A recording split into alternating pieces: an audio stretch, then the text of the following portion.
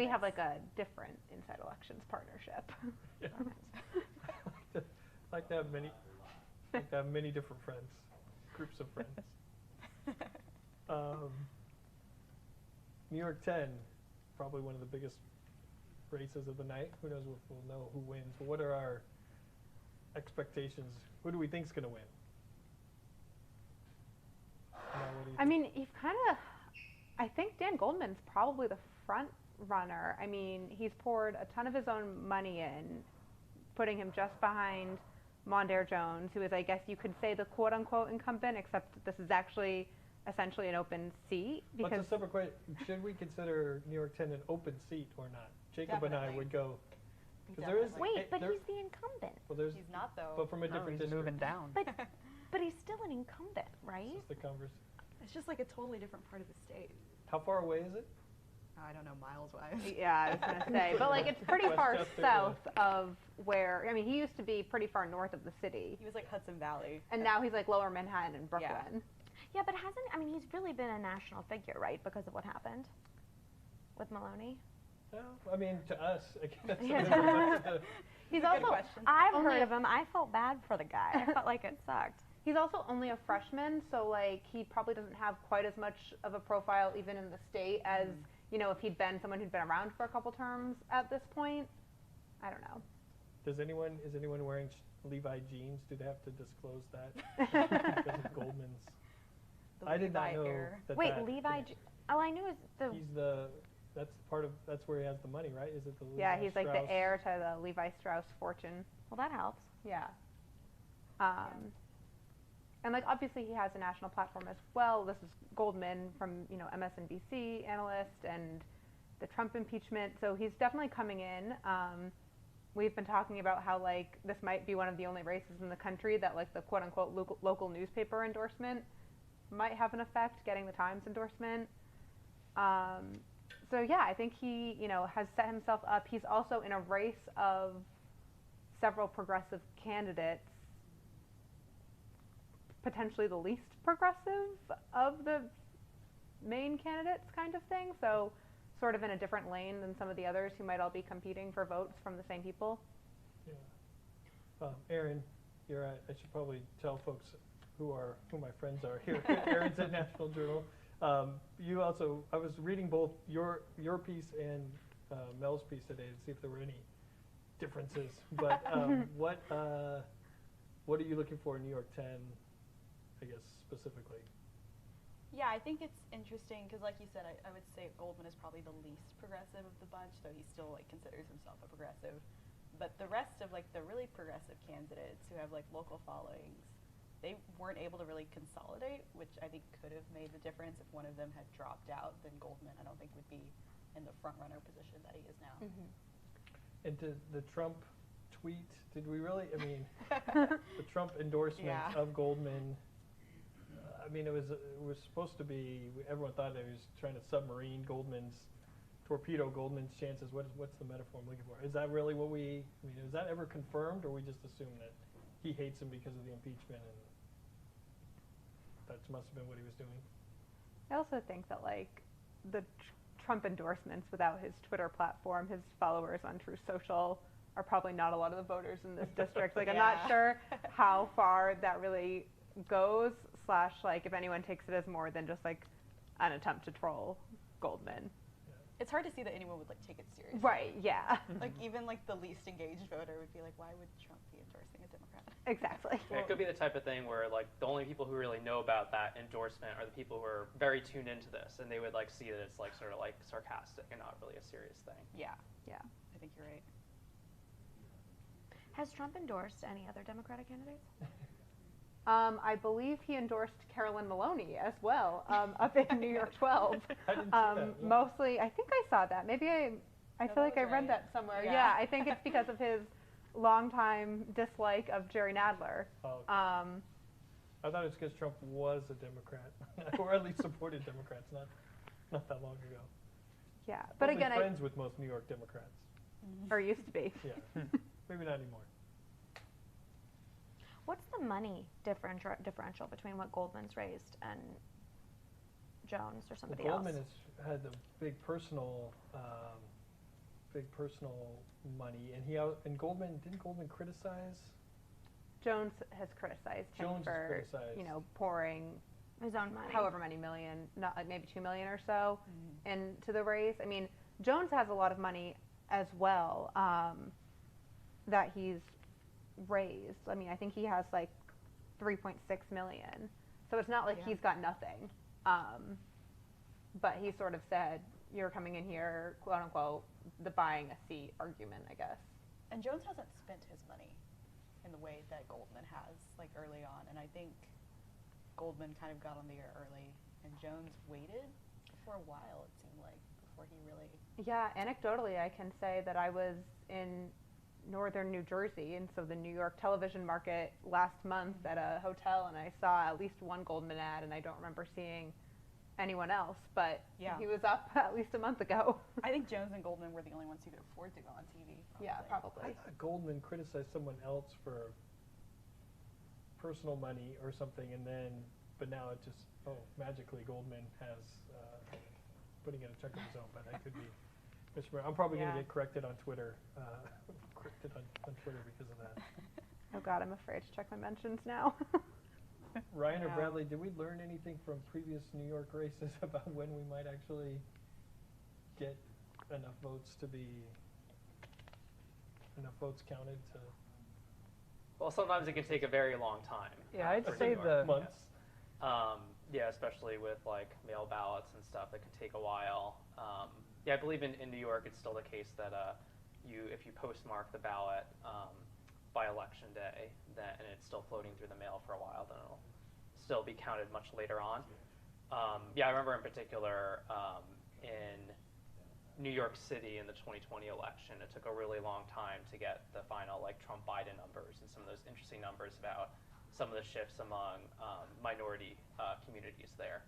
So it may take a while, but it also could be the case where some of these primaries might have a pretty decisive result where we can gain a lot of insights pretty early.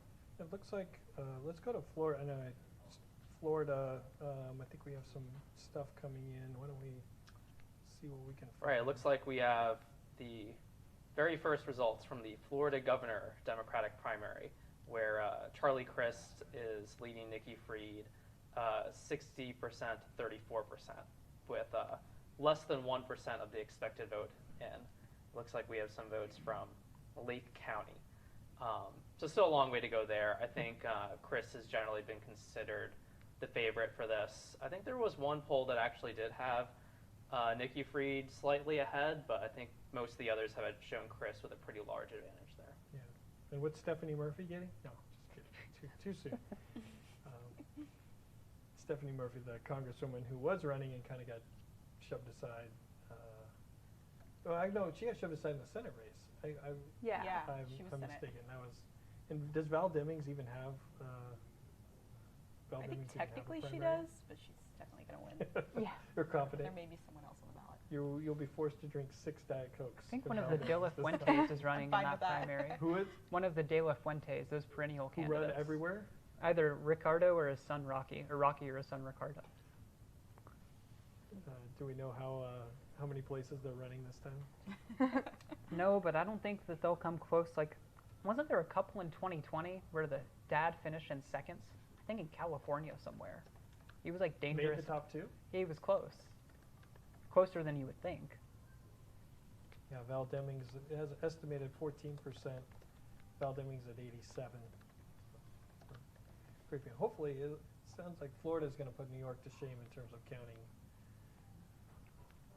Yeah, I think looking at the polls for this Crist versus Fried primary, the Real Clear Politics average had Crist at 40% and Fried at 23.3. It was really only the University of North Florida poll that was sort of the outlier there. But Crist is definitely the favorite there. Yeah. And Nikki Fried being the only Democrat who's won statewide in almost a decade, for years. But apparently that doesn't matter. Chris switched parties multiple times, right? Is there any sort of background on any other candidates that have won that have switched parties that many times?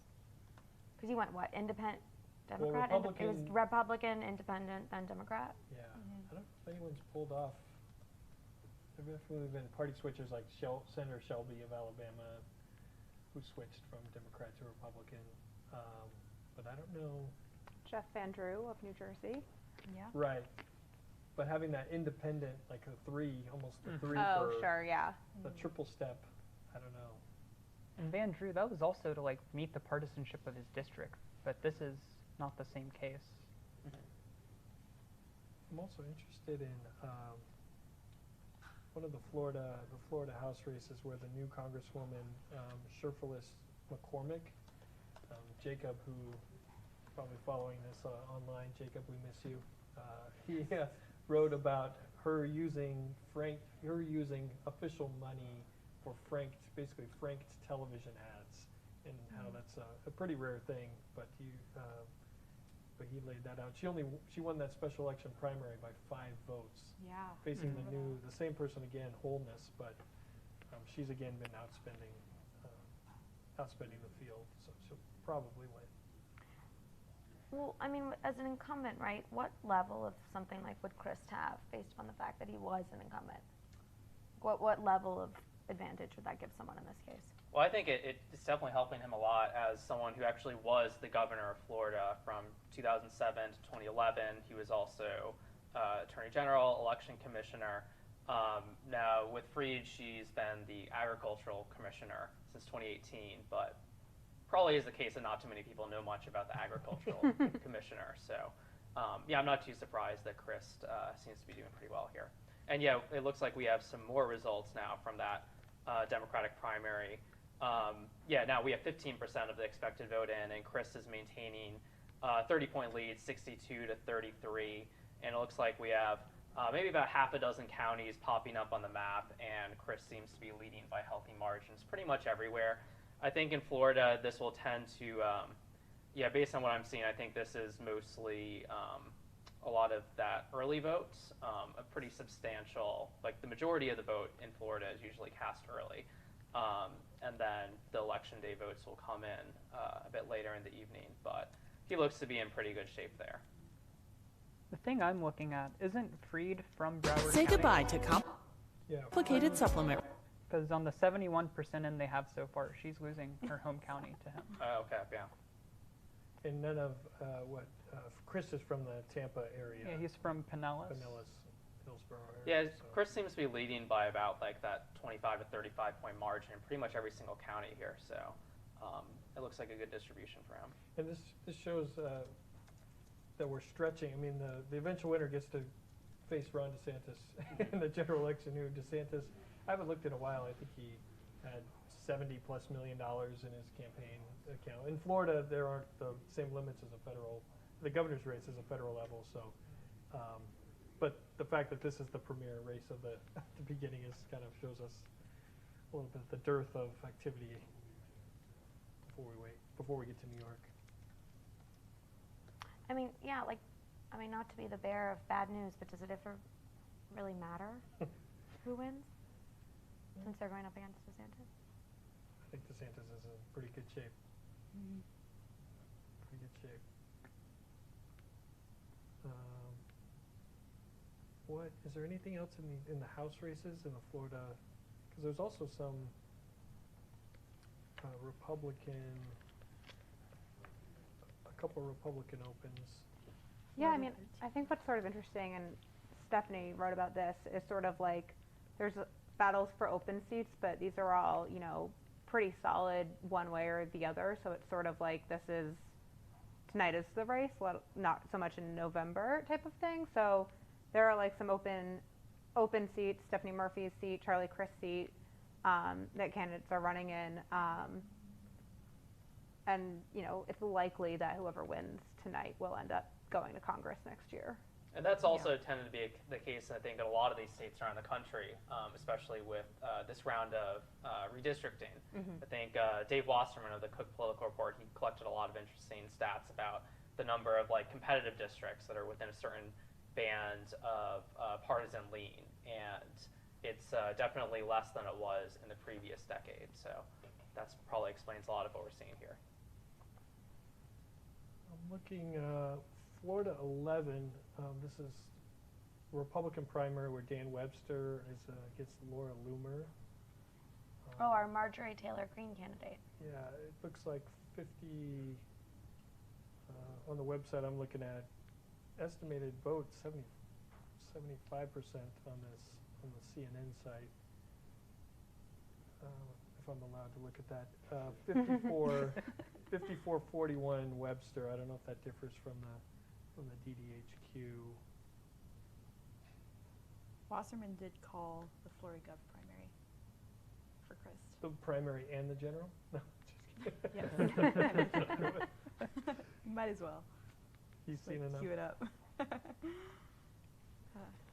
Wow, Florida is doing a really good job with their vote count.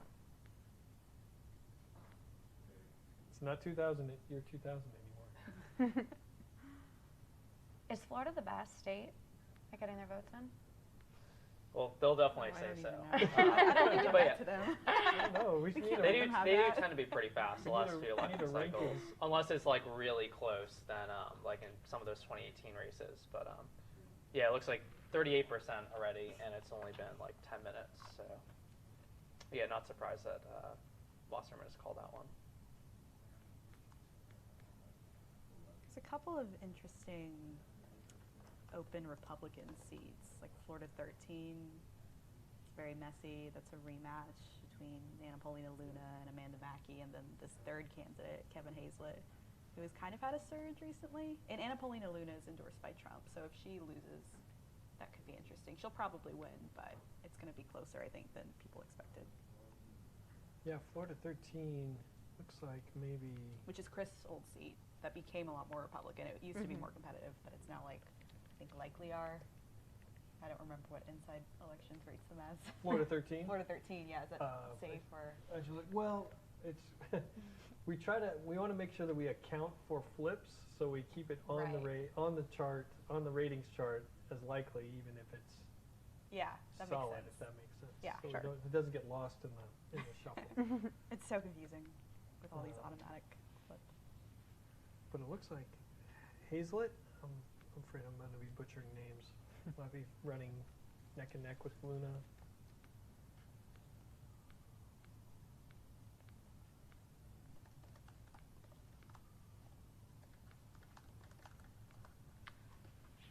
I mean, your computer's broken if it's really hot on the bottom. You Just don't want working that hard. That extra heat. It's like really hot. It's good if the fan runs very, very Do you feel that? fast. Is that normal? Could be, yeah, definitely a bit warm. It's probably not a great sign. Well, at least that will make for compelling. I feel like this is stuff Compelling viewers want to television. know. If it blows up, then we're gonna have our own viral moment. All right, what's the latest in, or even close in any of the Florida Florida 13 races? currently has 65% in, and Anna Paulina Luna and Kevin Hazlett are tied. So looks like that one's going to be pretty close. And no runoff, right? Everyone. No runoffs. Speaking of runoffs, I almost forgot about the Oklahoma runoffs entirely until Yeah. like Friday. T.W. Shannon, Mark Wayne Mullen. Yeah, Mhm. and then the race for Mullen's seat. Is there any doubt? I mean, how much doubt is there that Mullen is going to win? I think he's going to That's win. Seems like Yeah. he's in a pretty strong Yeah. position based on the primary results. Won by almost, 30 points in that first round? Yeah. Yeah.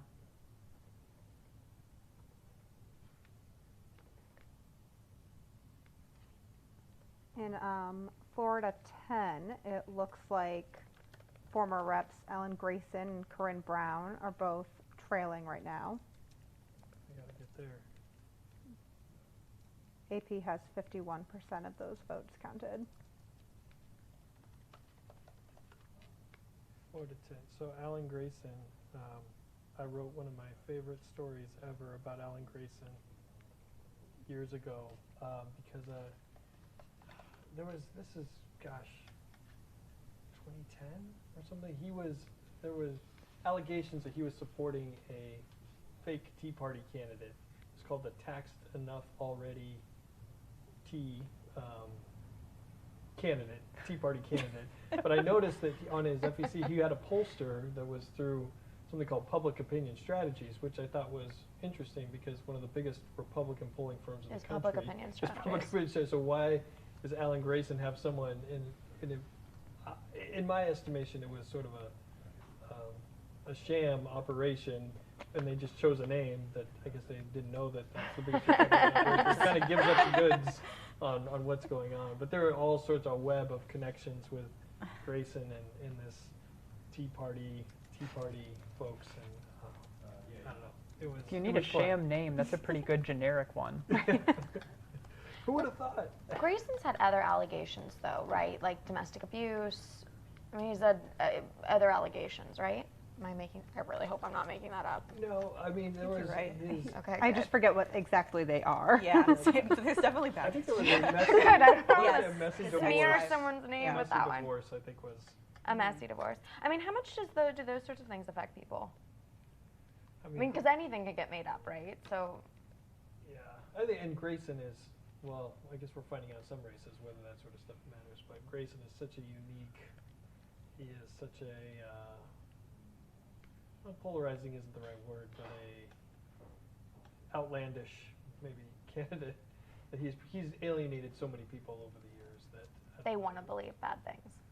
Yeah, or that he's not even a thought. Some people just try to forget him. I mean, yes, he's a former member of Congress, but he's just been, 3 times, he's right? burned so many bridges that it's kind of irrelevant now. Now watch, he could win, but no, I don't think he's going to. Well, how Maxwell Frost, he'll be one of the youngest, right? It's 25, yeah. 25?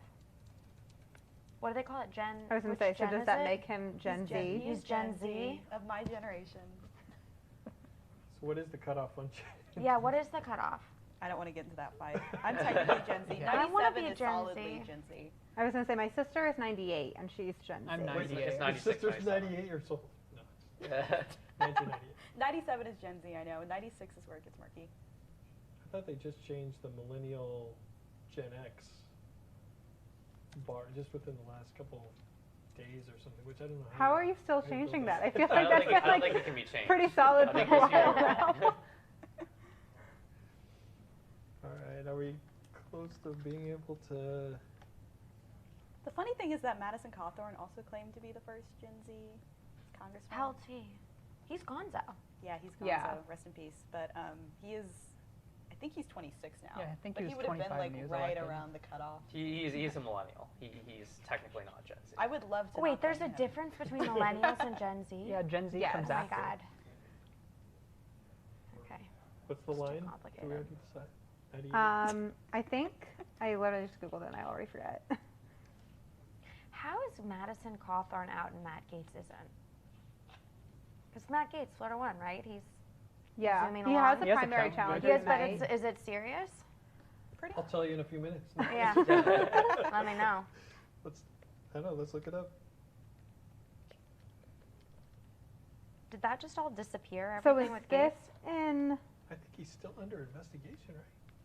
Yes. You mean for Venmo? Yes. Is anyone able to follow like the comments on our live stream? I'm looking. I didn't know it was out there. I don't think I knew that was a thing. People are sending them to me, so like screenshots. Are they nice? I feel like Yeah. that's something that I Right. wouldn't No, want we to have look lovely, at. Someone said, wonderful "Let's go viewers." America first." So Okay. patriotism. Oh love wait, that. which live stream are you looking at? Okay, hold on. I don't know. I'm not looking at a Oh live yeah, stream. the YouTube one. I'm You looking should- at the YouTube one. Say that again. I don't know how to use Twitch. I don't either. Okay, good. No clue. No, connected. This is gonna be awkward. I'm gonna have to unhook myself to get my phone. That's so close, but so far away. I think a lot of Tragic. people are saying that, including Jonathan Roy, that Hayslit and Luna, it's like surprising how close it is. Yes, definitely. Because Luna has Trump's endorsement, and she also had the Club for Growth spending like $2 million for her. But then Hazlett also had a big super PAC come in for him. There we go. So So, what was the original prediction for Luna and Hayslit? I think, well, when Luna, because Luna ran in 2020 and won the primary, and so when she like launched her bid again, she was automatically the front runner. and she had Trump's endorsement again. So I think most folks were expecting she would be in the lead, but she also, there's been like a lot of weird chaos with this primary. Like there were like death threats, supposedly. To her? Early on, yeah, like she accused another candidate of like conspiring with someone else to threaten her. And I don't remember how that got resolved, but there was a court case. And then there was she was sued by someone else recently. There's just a lot of weirdness. It's complicated. It's Florida, you know? Yeah. I feel like What is it, the Florida man? Isn't there something every day? It's like a meme, yeah. It's yeah. like there's a Florida Yeah. man, and every day there's like a new story of something crazy that happens. Yeah. There we go. Luna's just Florida woman. Yeah, so looking at the polls, it looked like Luna had started out like in the spring and early summer as the pretty heavy favorite, where she was at like 35-40% of the polls, with Hazlett at like under 20. But like it looks like very recently there had been a lot of evidence of like a Hazlett surge, where the last two polls had him only like 2 or 3 points behind. he had a lot of support from local officials. Local officials. Yeah. Okay. Yeah. Probably, I think more so than Luna. Right. And then there's also Amanda Mackey, who ran in 2020, who's running again. And she had kind of tried to position herself as more moderate last time, but now they're pretty much all running to the right. Hey guys, we're gonna bring in Scott, Director of Data Science for DDHQ. Sweet. Great. Talk about the Loomer race. Scott, welcome. Yeah, isn't it kind of crazy? Laura Loomer's going to get like 35% when this is all said and done. That's what happens when you chain yourself to a Twitter. it works sometimes. If you want 35% is the goal. Well, I think last time she ran, she only got like 20. She could be a member of Congress by like 2028. Yeah. The one interesting thing is it's in Sumter. That's the reason why she's winning. And she's already the Sumter as a county is already at 110% of what our pre-election night turnout model was. So it looks like Webster's going to win, but Sumter's usually a pretty solid Republican county. It'll be interesting to see what DeSantis gets in that county come this fall. Are you seeing that level of turnout across the board? I mean, a level of going over expectations, or is that just a unique one county thing? That's just the one county. We got to see a little bit more for the rest of it. On the Dem side, there's a couple of counties that are pretty aggressive on the small end, like Bradford, Lake, Lee, St. John, Sarasota. There's going to be some high turnout on the Dem side statewide. Do you want to Even though it looks like Charlie Quist is probably going to run away with it. Scott, do you want to give people 45 seconds on how you even come up with expected or estimated vote? Yep. So we use the L2 voter file, and we model out based on past performance. So we're looking at the 2018, not the 2020, the 2018 GOP primary in Florida. And that's our baseline. And then we adjust based on the absentee and early voting data we get. And Florida's pretty good at that. We get that daily. So then we adjust all the way up until polls close. And then in about an hour here, when all the polls are closed across Florida and we have some completed counties, we will update it live. So you'll see that on the screen. And how have the estimates been? I mean, we're almost at the end of primary season. How have the estimates been, your pre-primary estimates versus the actuals? How have those played out? So the pre-primary estimates in the beginning, we were usually within 20-25% of the final. These most recent ones, we've been able to get into about 10% pre-primary, which is pretty good. And then there's weird states like Kansas and Wyoming, which had ridiculous turnouts that were hard to predict, given that they don't usually have those primary turnouts in the past. I can tell you from I'm curious, what are you seeing on it? What's your take on the turnout? Is it good or bad for the fall? I mean, I think that if you're a Republican. That's the big debate over here. What was that? Is the up and down turnout good for the Republicans' chances this fall? That's the debate we're having over here in the race call team. Well, I think that Democratic turnout being higher in in some of these special elections or post-Dobbs, I think that's good. Bad news for Republicans or good news for Democrats. Doesn't mean that Republicans can't do well in November, but it might not be. If Democrats are enthusiastic in turnout, I think that tempers the wave talk. But Republicans don't need a wave to win. Yeah. Yeah. No, the turnout's going to be overanalyzed for sure, but it's the only thing we got really to look at right now, right? It all comes down to turnout. We have to say it.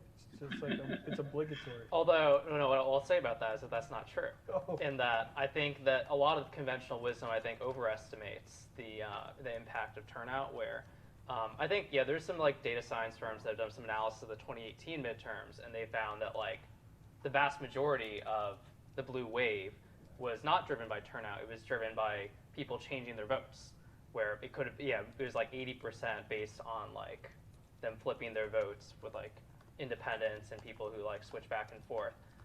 So I think with this case with the special elections, it could be the case that maybe in a low turnout special election, maybe Democratic voters are a bit more enthused because of the Dobbs thing. But then if you take as a given maybe in the fall that both sides might have pretty high turnout for a midterm, then that might ameliorate that effect, and then it might come down to some of these swing voters who might disapprove of Biden. If they go for the Republicans, then high turnout on the Democratic side throughout the year may not be enough to save them in some of these different races. Yeah. I don't know how much this will affect turnout, but just the fact that this is the second primary day in New York of the year. They had their statewide primaries earlier this summer, congressional primaries and the special elections today. It's possible that that could also have some sort of effect on turnout. I'm not sure if there's data or anything to suggest that, but I've talked to some folks who have said sort of asking people to vote 3 times in 6 months or so is a lot. Yeah. I think some early voting numbers were lower than for the statewide primaries. Yeah. So that doesn't bode too well for turnout tonight. I admit when we were doing our redistricting rundowns, I was trying to make sure that we didn't have to redo states. I want to wait as many as possible, but New York was one where we had to do a whole, we did the whole thing and it's irrelevant.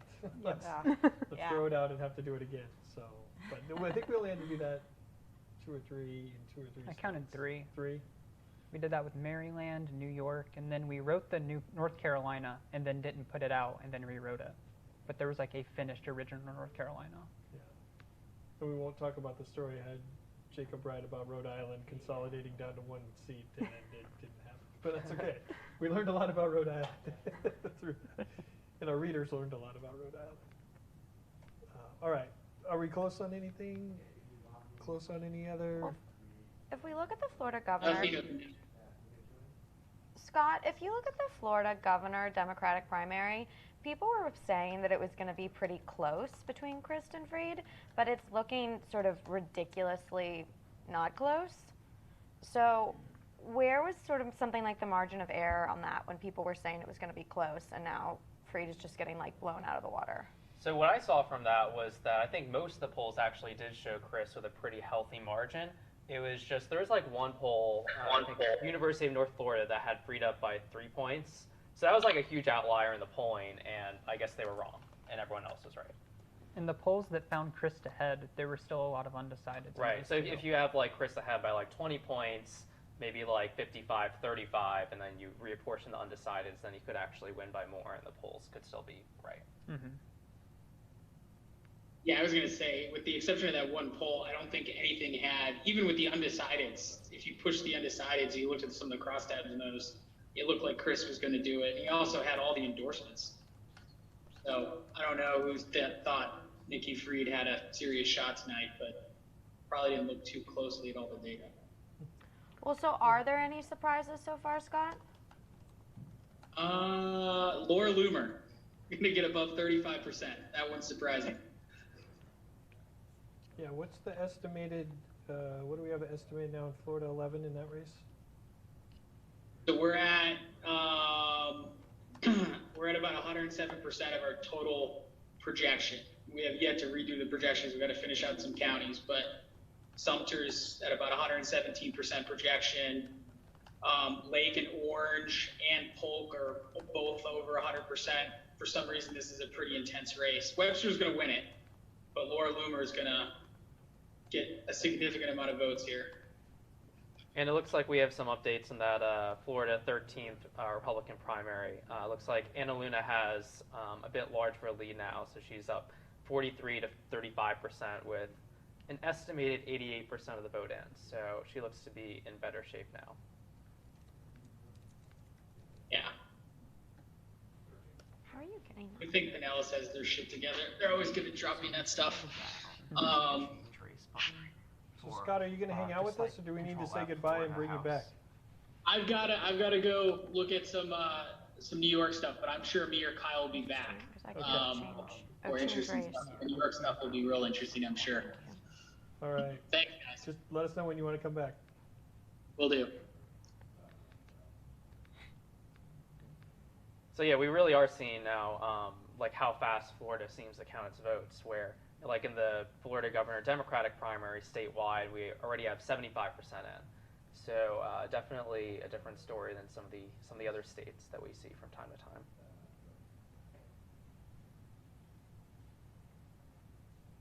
Look here. This is about as anecdotal as you can get, but I was in Florida 2 weeks ago, and I saw more Christ ads on TV than I saw Freed ads, and I saw more Loomer little banners in the streets than I did for Webster. So I was in Lake and Sumter County, and it looks like the road signs are deciding destiny. What did y'all think of Freed's ads? Because I found them unsettling. Like the one where there were a bunch of people lined up? Yeah, I didn't didn't. like that. The mannequins, I didn't Yeah. like that one. It was weird. Wait, I missed this. What was it? She just had like a ad where it was like a series of like faceless mannequins, and she was just talking about like all the governors in the past it was supposed to represent, and then it like cuts to her standing with like a crowd of people behind her. It was just weird. It was like giving like weird authoritarian vibes. I don't know. The part that made it the funniest to me was that the mannequins were still a part of the crowd. Yeah. So it looks like the group that formed behind spooky. her was larger than it actually was, because the mannequins were like body doubles. And we probably could pull, I don't know if we could pull up that, if we have that one or a different one.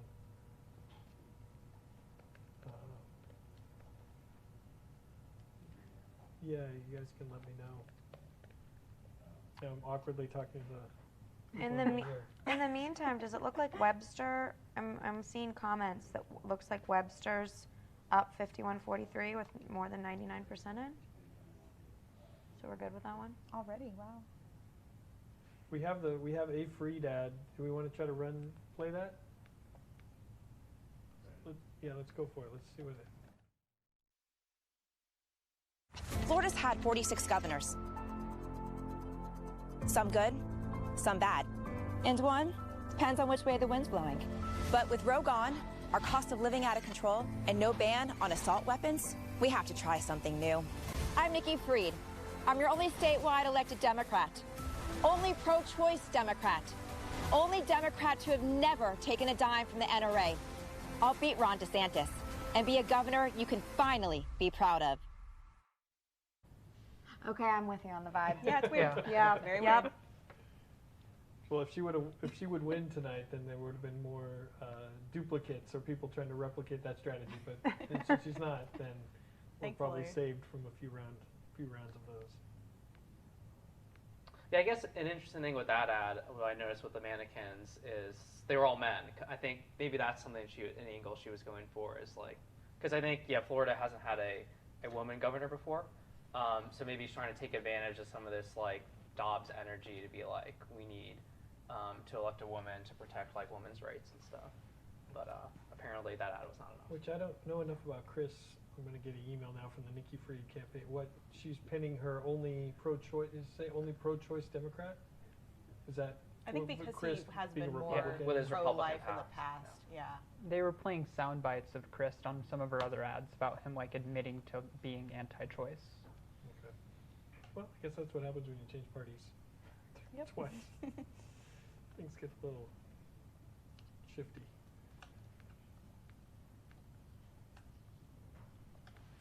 I wonder, what about Florida 10? We haven't talked about Florida 10 in a while with Grayson and Corinne Brown. Is that one getting close? 86%. Frost has 34% of the votes. And Racy has 25%. Well, it's a really crowded, right? There's 10 Yeah. candidate race. Very crowded. So what do you? How much do you actually need to win? Just the Not most. much. Not Per much. hour? Yeah, Yeah. not much more than that. So do we feel comfortable with that one? I mean, what are you guys making as your mark for when you would allow something to be called? That's a question for Scott. Statistically Yeah. Well, speaking, I that's know evident. we We're not got calling that. anything. Yeah, because I guess he's paying more attention to, like, I think especially like these estimates of what % of the vote is in. A lot of it's going to be based on that. Where if you only have like 40% in and it's like somewhat close, then a lot can happen. Especially if there's like a divergence between the early vote and then like the election day vote and stuff. But yeah, it can get tricky, especially with this this estimated vote estimate. Yeah, you can put a lot of work into creating these estimates, but you don't truly know what's going to happen until you count those votes. I know earlier you mentioned the 11th primary, that one. Well, now it says greater than 99% estimate in. So it seems like Webster has pulled it out. He's up 51 to 44. There may be some votes left, not entirely sure, but Trying to keep track here on the YouTube comments. New York closes at 9. Is that right? Yeah. But do we know it could take a while to actually get votes, or a substantial amount of votes? Is that? What are the counties that are like notoriously slow too? Because I know there's a couple. Is it like Westchester? I don't know off the top of my head, but I know there's like a couple of ones that are a little worse.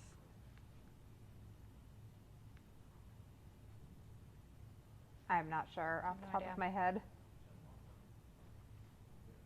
So how many do we have called now in Florida? I think any key races yet? Just kind of scanning through here. Because even like the Senate primary seems like a pretty, with Val Demings, seems pretty clear. yeah, as far as the DDHQ calls, looks like we have calls in for the GOP primaries that were pretty gigantic margins by like 30, 40, 70 points. But none of the opens, or? I'm not sure what exactly is showing up on this dashboard. You have a cooler dashboard than I do. Yeah. It should be in your email, I think. I can The analytics one. move I forward. think I get dumped off of all the important emails. Oh. It's not personal. Yeah. Hold on, let me get this to you.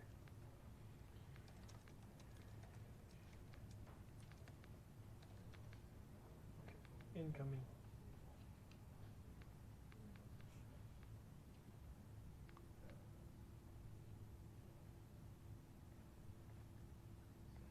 What races are you guys most excited to see? Do you have like one where you're like been following and are super interested? I think the special election on the 19th is probably the most important. And like New York 12. Yeah, that's Yeah, I me. was gonna say. That was just, I think those are the two that are sort of like most intriguing. yeah. New York 19, I think, is interesting because, on one hand, based on the Republicans, I mean, the Republicans having a good cycle, it seems like this is a district Republicans should be winning, but then post-Dobbs, like that narrative that, oh, Democrats are surging, then Democrats maybe should be doing better or holding that district. But I felt in the lead up to today that both sides were kind of setting expectations, trying to set expectations low based on whatever collection of data you wanted to have. But I don't know. Right. If New York 19, if it goes, I guess, similarly to the way the Nebraska first and Minnesota first special elections will go, where Democrats outperform Biden's margin, then the Democrats would end up winning this one. Because with New York 19, I think Biden won that district by 1.5 points. So it's definitely a district where you would probably, if you're a Democrat, you'd probably want the Democrat to win if you want a sign that like the Democrats could hold the House. Because I think the Democrats, they probably need to win like the national popular vote by like maybe like a point or two in order to hold the House. So yeah, if they can either win this or like just barely lose, then that would, I think, be a pretty good sign for them. Yeah. But there was a poll that came out today, right, that had Molinaro up by, it was big, and it wasn't even close, I feel like. So either. Yeah, I think he is, Molinaro generally is considered favored in this election, but definitely could be interesting. Let's see. Well, hopefully we're all here together when we get some substantial. Don't jinx it. Okay, so looking at the polls in this New York 19th special, so the two polls in August, well, hey, yeah, this from the DCCC, their poll had Molinaro up by 3 points. So that's a bit problematic if the Democratic polling does not have the Democrat ahead. They were saying that that was within the margin of error. Like, I think they were trying to play that up to be about as best it could be for them. Right. And then there is also Data for Progress, another Democratic-leaning firm, had Molinaro up by 8 points. Yeah. So, yeah, it definitely looks like Molinaro is favored there. But, yeah, anything can happen in some of these specials, especially when there aren't too many polls and you don't really know what the turnout's going to be like. So, we'll see. And, I mean, it's also interesting, of course, Molinaro is on, both Molinaro and Pat Ryan are on the ballot again for primaries for November in different districts. So Pat Ryan is, you know, if he doesn't win tonight, he's likely to be the Democratic nominee in the 18th district in the fall. And that, again, will also be a, you know, tight race. It's certainly not guaranteed for either side, but. I think there was one of the 19th district polls that we have a graphic. Do you have a graphic for that we want to put up?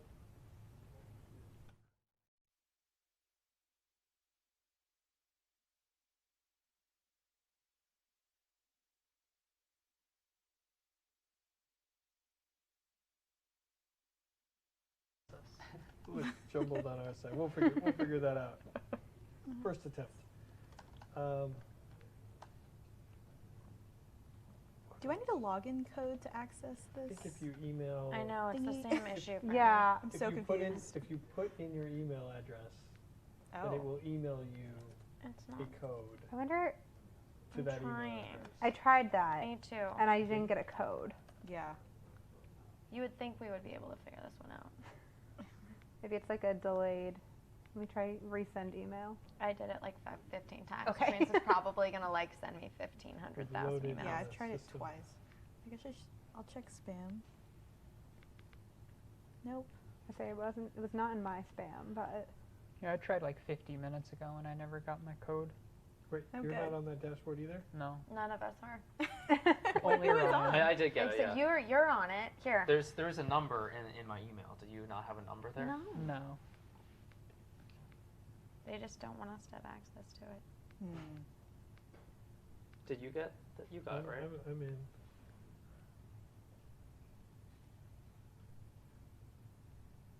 Maybe we can work out. Let me try to figure this out. In the meantime, do you guys think Freed really, like, I mean, not to keep coming back to this, but has been beat so badly? Do you think that means anything? Like that the progressive was beat so badly here? Or do you think it's just that he's the incumbent and doesn't have anything to do with anything else? I do think that Chris did have a lot of advantages from being someone who had already been governor. I think that was pretty big for him, and he's like run a whole bunch of times for a whole bunch of different things. Whereas I think Freed is a bit more of a fresher face. So I wouldn't necessarily say that it means that like they hate her or that she's like done. I think it was always going to be a challenge for her from like a lower tier state executive office. But do you think we're going to see anything long term with like that tonight's going to show us anything about what's happening with progressive left versus moderate left? It's always the question. I feel like it's one of those just throw it into the pile situations because we've had enough races, especially in the House of primaries, of the left versus the moderate. And I feel like the moderate's winning more often than not this cycle. So this is just like another sign in that direction. One of the exceptions a couple weeks ago was we met with State Senator Steve Roberts, I want to say, in Missouri against Cori Bush. And he was talking about how Cori Bush's defund the police, like that sort of mentality was hurting the district, and she crushed him. I don't know. I mean, there was a lot of Roberts kind of had some of his own issues with some allegations, but in terms of that message, his moderate message, just voters seemed to be Democratic primary voters were happy with Cori Bush. But that she's also though a big figure. She's part of the squad. She's like a different level of. That wasn't Bush's first time on the campaign trail with that message, I guess. Yeah. I think progressive challengers haven't done as well this cycle. Just like looking at the candidates that Justice Sims endorsed, most of them have not won. I mean, Cisneros and Cuellar was like a big test of that. Cuellar literally had like an FBI investigation going on. Who knows what's going on with that? But like I think that was a pretty good signal that this probably is, I would say, is not a strong year for them, aside from obviously like Fetterman, then you have like Mandela Barnes in Wisconsin. But in terms of like the House races, other than Summer Lee was a win for them, but other than her, I'm trying to remember who else. There may have been one other candidate in Texas whose name I'm blanking on. Yeah, Greg Casar. Yeah, he was a win, but that was a very deep blue seat. But aside from that, there haven't been that many. And then like some of these member primaries, like Kasten beat Newman, who was definitely progressive. Stevens beat Levin. And today is the last member versus member race? Primary, yeah. It is, yes. Primary. Adler, Maloney, Suraj Patel. Oh, not an incumbent. That one has been so passive aggressive. I feel it's gotten more aggressive recently. But it seemed like initially it was passive aggressive for a while. Passive-aggressive. And then they were like, "Oh, this is happening, and soon." And so now we have to actually attack each other. Actually, I want to get clarification on Florida 13. Yeah, so it looks like that one has been called by DDHQ. Where Anna Luna has defeated Kevin Hazlett, 44 to 34%. Oh, 1 minute ago. Yeah, so I guess she ended up winning somewhat comfortably in the end. Again, she was the Trump-endorsed candidate. And then also I see, it looks like, let's look at Florida 20. This is the one where I'm talking about Sherfless McCormick. I think we have a call there. This was she just won the special election and then now is facing the same opponent. But seems to have a much better margin for her this time around. 5. Yeah. So we're making progress.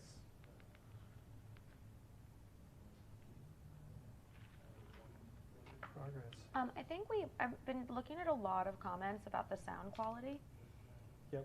So I think we might, I don't know what's going on with that, but a lot of people are saying they can't hear anything. Okay. Anything at all? Well, that it's all crackly and low. Well, that could be a good thing or a bad thing. Yeah, I know. If you don't want to listen to us, that's easy. See our bright smiling faces. It's my mom. My mom has to listen, so she's the one complaining the most, which means she probably doesn't know how to turn the volume up on her computer, but there's other people too, so it's probably, I can't always blame her for her I haven't gotten inability. any complaints personally from the couple of people There's I know who someone are on watching YouTube just a bit quiet, so they turned up their speakers. But I wonder what platform, maybe you can Ooh, best adult dating site. We have a lovely spam bot on our YouTube chat. We've reached a new level. No, that's good. It's like when you have trolls, it's like you've done good. We've made it. Exactly. Yeah, we're getting out that it's low and that it's hard to hear from a couple people.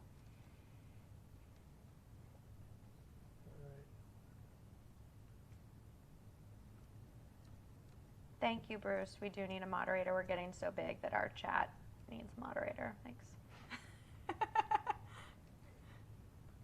For everyone watching, I tried to set a line for how many Cokes Bradley was going to drink tonight. I put it at 4. This is 1 while on camera. He did consume 1 before. So this is the bottom of 2. So, but if we're counting the pregame one. Am I the only one drinking? By the way, does this count? No. No, it doesn't count. It really doesn't count. You should disclose, You're going to be here for 4 hours. I would get a drink. Disclose what's inside the cup. Gin and tonic. Ooh, good choice. Love gin. I'm hoping to get sponsored by the X Games of election handicapping. The Alex Games. There you go. I see what you did there. You're not even a dad, and you got dad jokes, Bradley. Is there anything we haven't talked about? Oklahoma. I guess Oklahoma closes at 8, so we're not closed yet. But hopefully we'll have something pretty soon after top of the hour. Anything else close on the Florida races? It seems like Florida 10. What's outstanding there? I mean, what are we waiting? What we're waiting for in that race? Good question. Let me see. I'm still trying to figure out how to switch. Yeah, do you think we could get that Cloudflare code so we could see? But if the people in the ceiling can hear me, so we can get into that dashboard. Which one? The dashboard would be helpful. I did email. No, I know you did. Yeah, because you guys don't have that either, right? None of you guys have that. No, yeah, I'm not I think that'd be awesome to have. Okay. The powers that be, if you hear me. I'm just gonna look at the New York Times. I'm supposed to say that. So sorry. That's what I'm going to. Yeah, in the Florida House for the 10th district in the Democratic primary, it looks like this Maxwell Frost individual is leading 34% to 25% over Randolph Breese. And it's estimated 86% in, so I think Frost pretty much has won there. I think some other outlets might have called this one already, but maybe here they're just waiting to see. Is there a big county or is there a big chunk where that might be holding things up, I wonder? Potentially. I'm not sure what exactly is going on there. You know, it's interesting. I feel like in the Florida 10th, Frost was talked about, but Breese, who's coming in not unreasonably close, no one talked about that. It was always Grayson.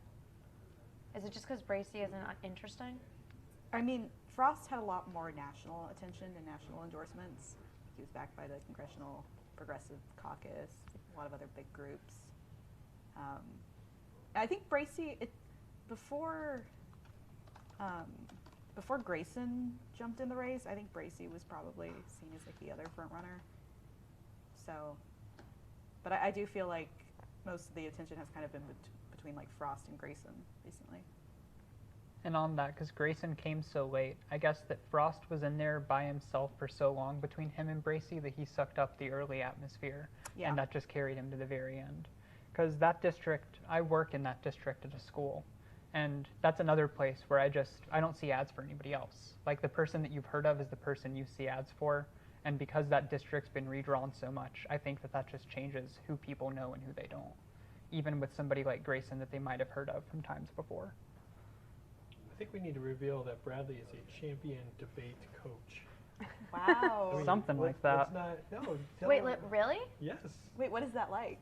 I split my time between here, just talking about elections, and then talking to a bunch of 14-year-olds.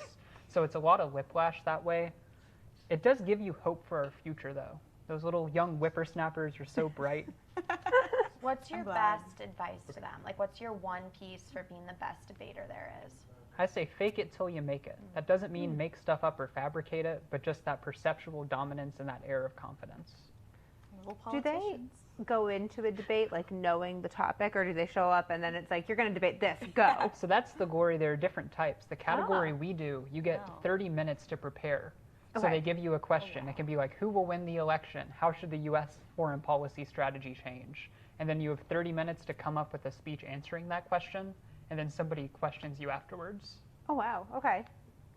I was just reminded that the reason why we don't have statewide calls in Florida yet is because the Panhandle has not closed. It's in Central Time. Yes. So we are being, DDHQ is being a good citizen. And so some of the House races have been called, you know, most of the state is in the Eastern time zone. But statewide, we should have a couple calls here before too long as we cross the top of the hour. I remember, actually, I first learned about the time zones. I'll date myself. That the first election I really covered was 2000, and Florida was kind of a big deal, but that's when I was reminded that there were panhandles in a different time zone. I thought you meant that's when you discovered the concept of time zones. Me too. I mean, no, actually, anyway, I learned about it. I was reminded about time zones when I was slightly younger. In Oregon, there's one little corner of it's southeastern Oregon that is in the mountain time zone, and we had our church was doing something, and we had one event in one time zone and another event in another time zone, even though they were like 10 miles apart, and it was very confusing to get places on the I lived in time. like eastern Alabama, and like the tiny part of the state that was in the eastern time zone and not the central time zone, and it was very confusing. Or Indiana that had Gary in one time zone and West in the other. So that would also be why there aren't really any results in the first district with the Matt Gaetz race. Mm-hmm. There you go. It's all coming together. We do this for a living. I think we would have brought this up earlier. And it does look like DDHQ has now called this Florida 10th Democratic primary for Mr. Frost. There you go. Gen Z. Frost. Yeah. Is he going to be the youngest member of Congress? No. Well, it depends on what Besides happens in Maryland? New Hampshire. Oh, Yes. New Hampshire. What, Levitt? Yes. Is that? Caroline Lovett, yes. And Tim Baxter. Everyone forgets he's also Gen Is Z. he also that young? He's not going to win, but yeah. I know he's not going to win, but I didn't realize he was that young. Her, I think. I Is just Levitt found this 25 out. yet? She's 25. She's yeah. 25. I think she just turned 25. How old do you have to be? 25. 25. By when you take office. You can By Yeah. when, so you can run and then. you can be Yeah. 24 and win. I but think you she's cannot be 25 sworn in. now. But she was 24 when she initially Yeah. launched her campaign, I remember. She is, my family lives in the first district, and I grew up there, and my sister, who is like roughly her same age, met her out campaigning and was like, someone my age is running for Congress. Terrifying. I think my sister was pretty impressed. She was just like, oh wow, I am not doing that with my life. Right. As we get close to 8 o'clock, I think we're going to have a call. Here. Candidly, I didn't. It's in one of the Florida statewide. What's your guess for last call of the night? New York's. New York City. Well, there might not be. Well, that's tricky. Yeah. You have to find one that like wouldn't be like way out like 4 like weeks a from now. medium. Right. I don't Labor even Day. know. What's the longest it's ever gone? It's a good question. I feel like I need like trivia Google here. Something with a lawsuit involved, probably. Okay. Do we have a? It looks like we do have a call. In both the Senate Democratic primary in Florida and the Governor Democratic primary. If we pull that up, not surprising, Demings in the Democratic primary for the Senate, and Christ in the Democratic primary for governor. I think those are. What are they called? I don't see the little check thing I yet. don't see the check on that. But I I'm see the guessing if check she's on- at 86-5, she's probably going to win. I think statistically speaking, we're good here. Good expertise. Yeah. Finally, I get to use my expertise here. don't think I jumped the gun there, but maybe. Also, we'll be looking at Oklahoma. And who, remind me of who in the Mark Wayne Mullen Open, what's the situation there? It's Avery Fricks and Josh Brasheen. I don't actually know if I'm pronouncing his last name correctly, so apologize to Oklahoma people. But there's a lot of outside money in that too. Club for Growth, one of their affiliated groups, has been spending a lot for Brasheen. So Fricks won the primary technically, but by like 1 point. I think he got like 15% or something. And then the second place winner got like 14%. The next person was like 13% because there were like 14 people running in that race. So it was just like totally wide open. Yeah. When does Oklahoma's polls close? 8. 8. Oh, so just now. We should start getting some stuff.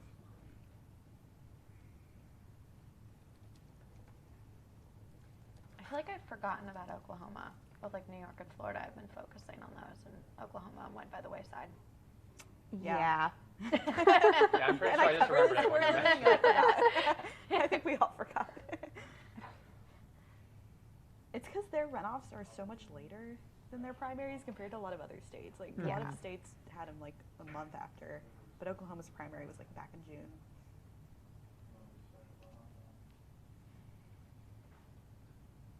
So what do we think is going to happen with Oklahoma in the actual election? Mullen's probably going to win. Mullen will probably win Senate. in the Senate race. I mean, it's certainly interesting that Kendra Horn, just because she, was the only recent Democrat to be elected in Oklahoma, I think makes it a little bit more of an interesting race that she's running again. But I think that in general, Mullen will be pretty much the favorite to win that seat, assuming he wins the runoff today. Mm-hmm. 2 Senate races in Oklahoma this year. It's been very confusing. Why is that? Why do we have 2 Senate races? So James Lankford is the senator from Oklahoma who was on schedule to be up on the ballot this year. And then earlier this year, Jim Inhofe, who is a senior senator from Oklahoma, announced that he was going to retire before his term was done and retire at the end of this year. And so that set up a special election for November. So they'll pick his successor in November, but it's a little bit off cycle. And did we clear that this is even a legal election? Because Inhofe didn't leave. He said he was going to resign, but he didn't have to. Sometimes you have to actually resign in order to create the opening to have the special. But he's been serving, right? He's still in Congress. There were definitely some questions about that when he, first announced this plan and that this was going to happen. And I mean, as far as I know, there aren't any lawsuits or anything that have been filed to challenge this. So I don't know if the legal question has been completely answered. I think that there were some scholars who were a little bit unsure, but this is what's moving ahead at this point. So.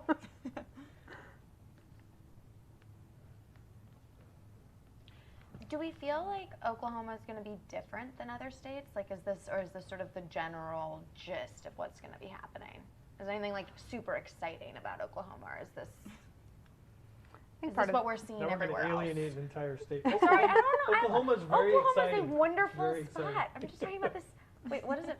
No, that's Sweet Home Alabama. Whatever. The musical Oklahoma? The musical, yeah. There we go. I knew there was something.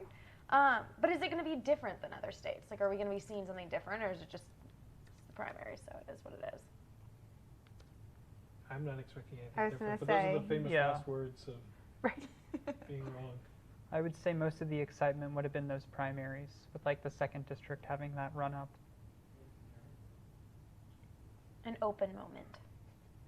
So when do we expect more things to be called? That's a good question.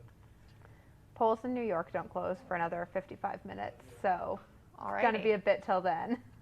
Did we call Florida 7? That was like another open Republican seat. I saw Mills was ahead of Sabatini, though. Yeah. It's showing up as called on this list, but maybe we should check the check the other screen.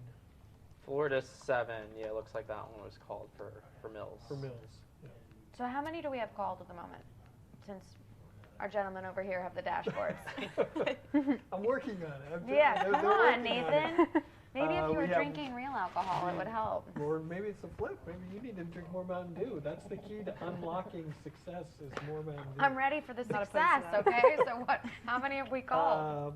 There have been 1, 2, 3, 4, 5, 6, 7, 8, 9, 10, 11. It looks 11 like called? 11 House primaries, the Senate and governor in Florida, the Democratic primaries, and then the Ag commissioner races, I believe, on both the Republican and Democratic side. Are any of these surprises? Not to me. I don't know, but everyone. What do you guys think? There Any haven't surprises been here? any surprises so far, I don't think. Nothing. Other Anything than, like- closer than you think it would be? Further away than you think it would be? Well, maybe the Webster one. But Yeah, the Lindbergh Yeah. Webster. So you just thought he was gonna smash her? Yeah, a little more. A little more. I mean, she's definitely was going to get like this significant portion, but I don't think people thought it was going to be this close. I think some of the primaries to me, it's so hard. There's so little, For the usually House so little ones? information. Yeah. In the reliability of polls in primaries, and I just have become over the years skittish a bit on projection. I wrote a whole story about Bill Jefferson in Louisiana. I remember the FBI they found the cash in his freezer. Wait, back up. What is this? Democratic congressman in Louisiana years ago, they raided his house, found cash in his freezer, like in plastic containers in tinfoil.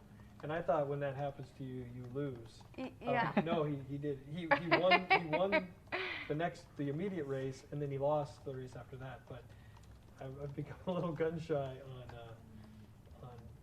immediately assuming I knew what was going to happen in primaries after writing 1,000 words about how he was going to lose. He was gonna lose. You know, they always talk about dark money in politics, but never about cold money in politics. Cold hard, literally cold hard. Exactly. So true. I mean, I think from what I've seen, I think a lot of the polls have actually been kind of good in these races. Just like looking at some of these ones that maybe I personally have not been paying attention to, and then seeing like how the results lined up with the pre-election polls, it seems like there hadn't been any like major surprises. So yeah, they were pretty decent today, I think.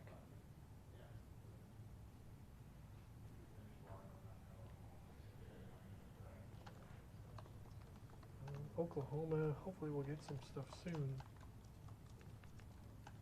Do you think that means, though, that since Loomer, like the Webster stuff, do you think that is going to show some sort of Trump effect that's happening? I mean, everyone keeps talking about the Trump effect and what's that's going to do. I can't even speak today. Might be the gin. What that is going to do. So, I mean, is this showing something that you were surprised by Webster, by not winning by enough, or is this just one random one? Well, Trump did not endorse Loomer, right? I was going to ask that. I was going to Yeah. say. Oh, he Because I'm didn't? pretty Oh, is it just Marjorie Taylor Greene and those people? I mean, He- she's aligned with that wing, but Yeah. I don't. He endorsed Luna, but not Loomer. Yes. Is that right? I don't think Okay. he endorsed it. I'm almost certain. I don't, But yeah. It's also just sort of interesting to think, like, you know, go back a few years, Daniel Webster was, like, considered a pretty conservative member of Congress. So it's interesting to sort of see how, you know, you have a member who I think, you know, a few years back would have been on that far right side, and now he's getting challenged from the right. It's just sort of interesting to show how things have shifted. Right, because even I think like the one state that's held up is like, oh, they rebuked Trump, and in Georgia with like Kemp, is that go back to 2018, Kemp campaign is like very, very like conservative and Trumpy. So even in some of these races where Trump's pick isn't coming out on top, I wouldn't necessarily think that means that the party wants to go in a different direction. One of the things about the Trump effect that stands out to me, the Trump effect, is that on the district level, there seems to be a huge influence of how rural that district is. So like when there was the Rodney Davis-Mary Miller race a couple months ago, Miller ended up winning that one, and that was a primarily rural district. And I think Davis had a lot going into the race that like could be seen as a benefit, but ultimately just the geography of the district shifted.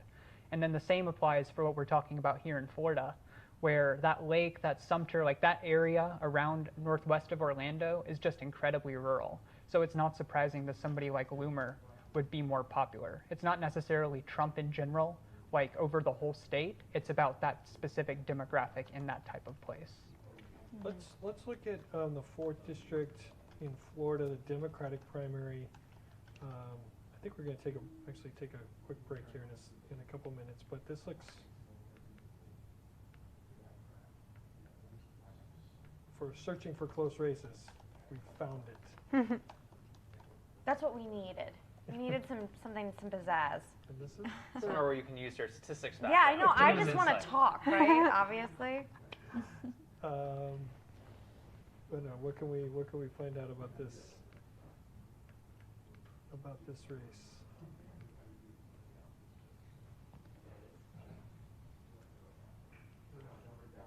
You're talking about the Democratic. The Democratic primary. Yeah. Yeah, it's 50.33% for LaShonda Holloway, 49.67% for Anthony Hill, estimated 95% in. Anyone know anything about these candidates? No, Just what I I'm think reading on Wikipedia. Yeah, tell us. but Tell I us. think Give this us is the a background. Yeah. Republican, but this is a It is, yeah. It's like a so- solid R district. So the Democratic race So, is not that exciting. Sorry to these people, but they don't matter. Seeing who will be the sacrificial lamb. now they're going to show up in the YouTube comments.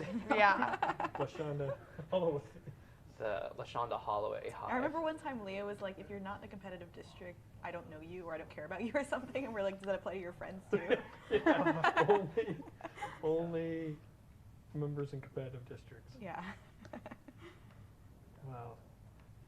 We found a close race. We're trying to check at least some boxes. You can't have it all.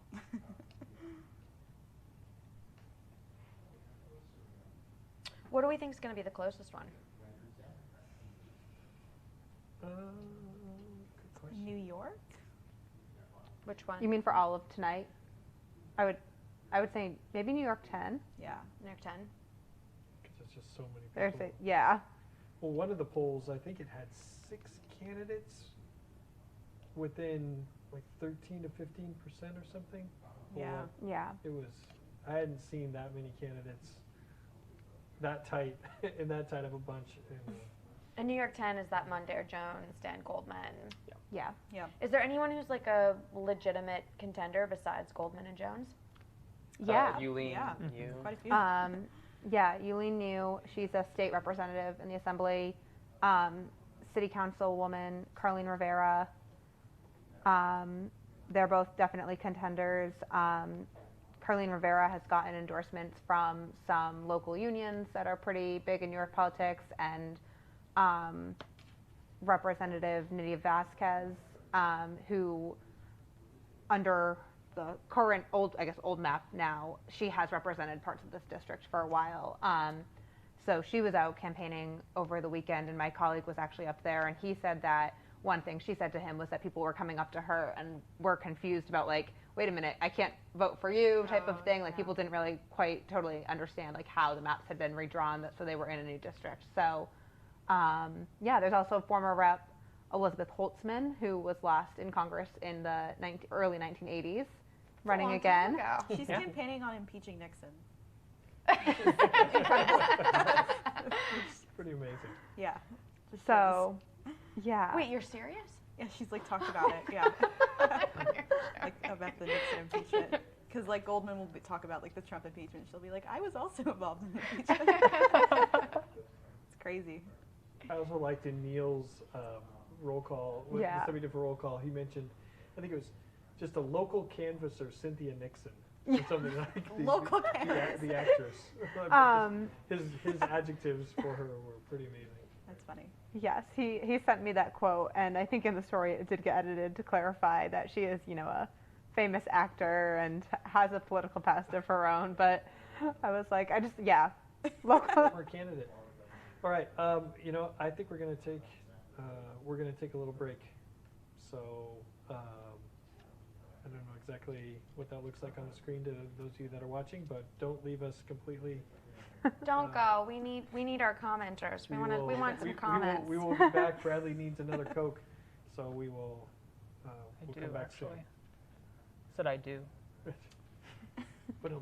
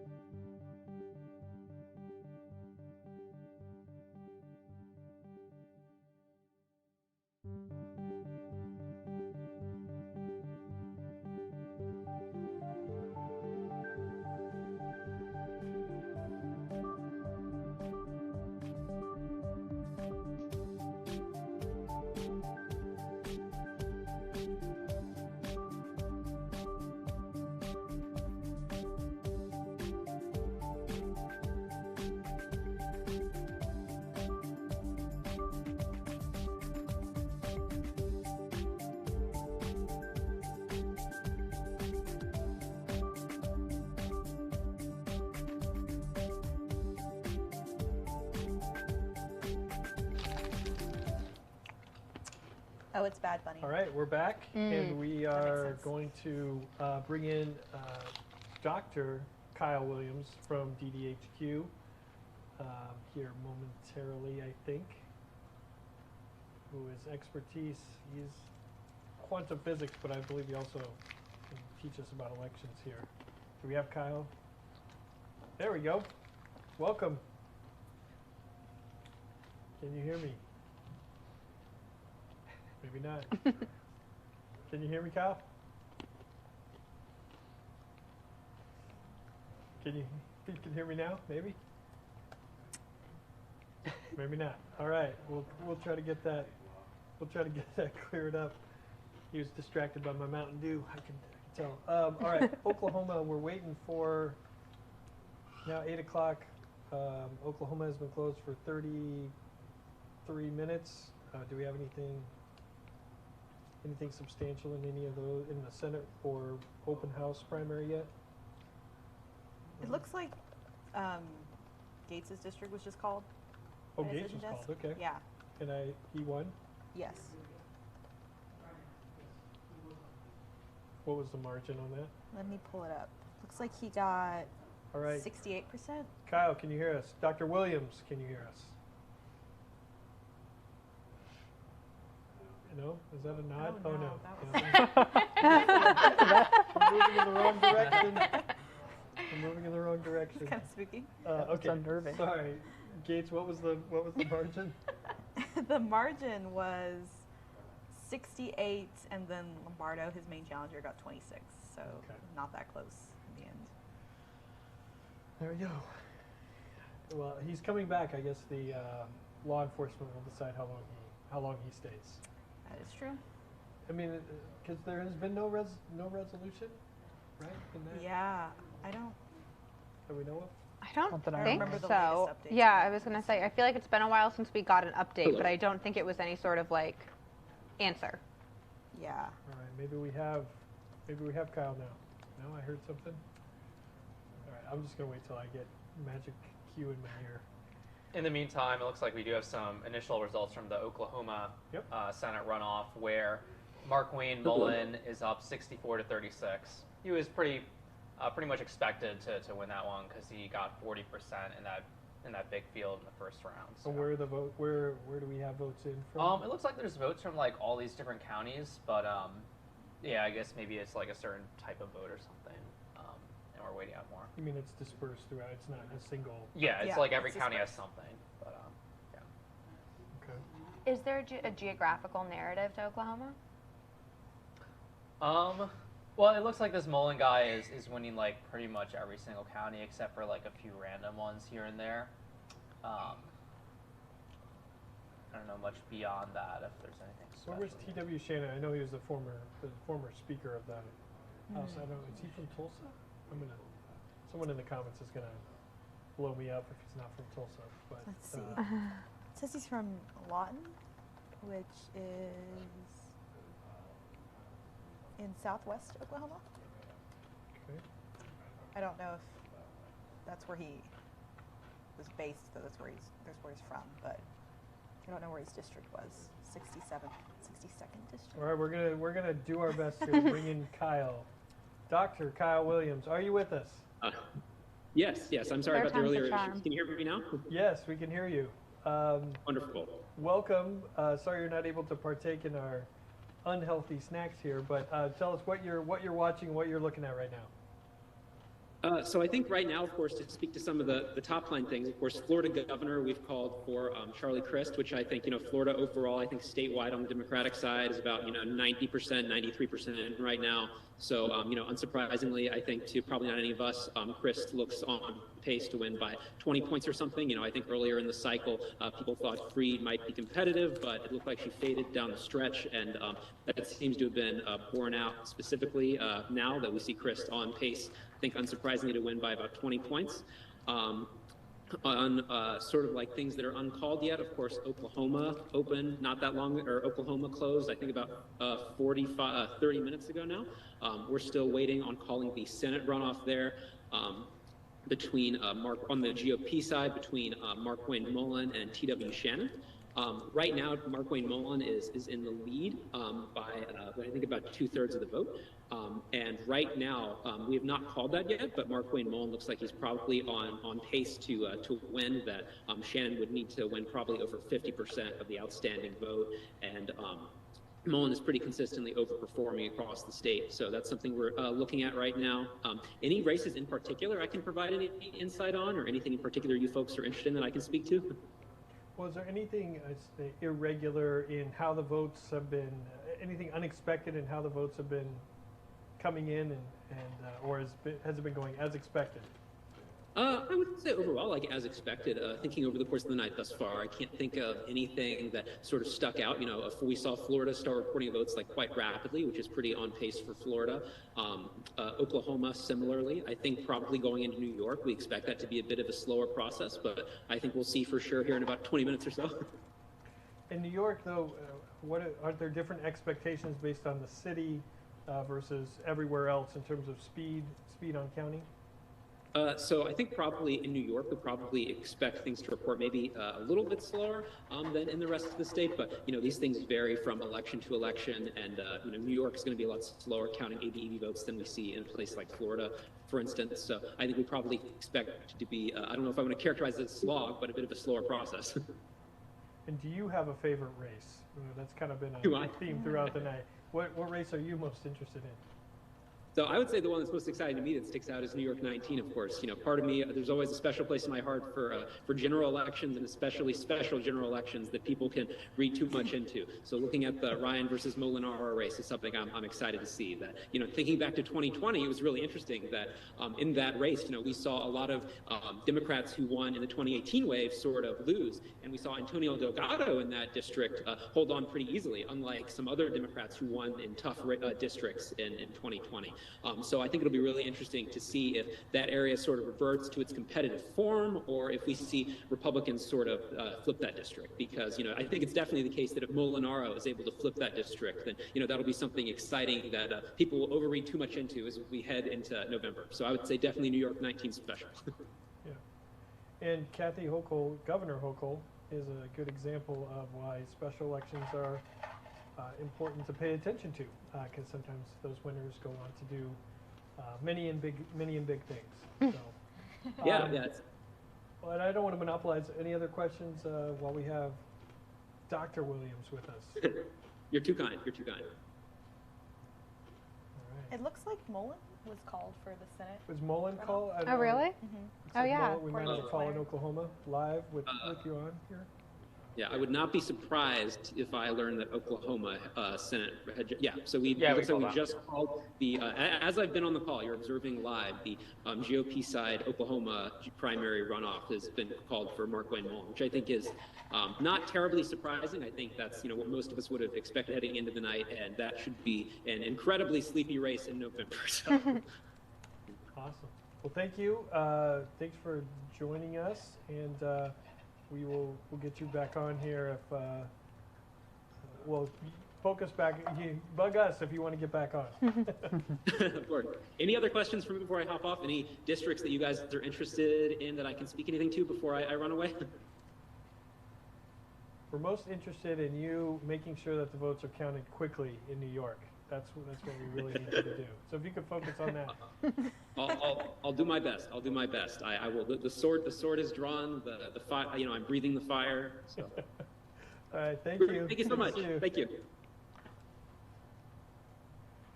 So a fun fact about Markwayne Mullin is that he would be the only current Indigenous member of the Senate, assuming he wins his election in November.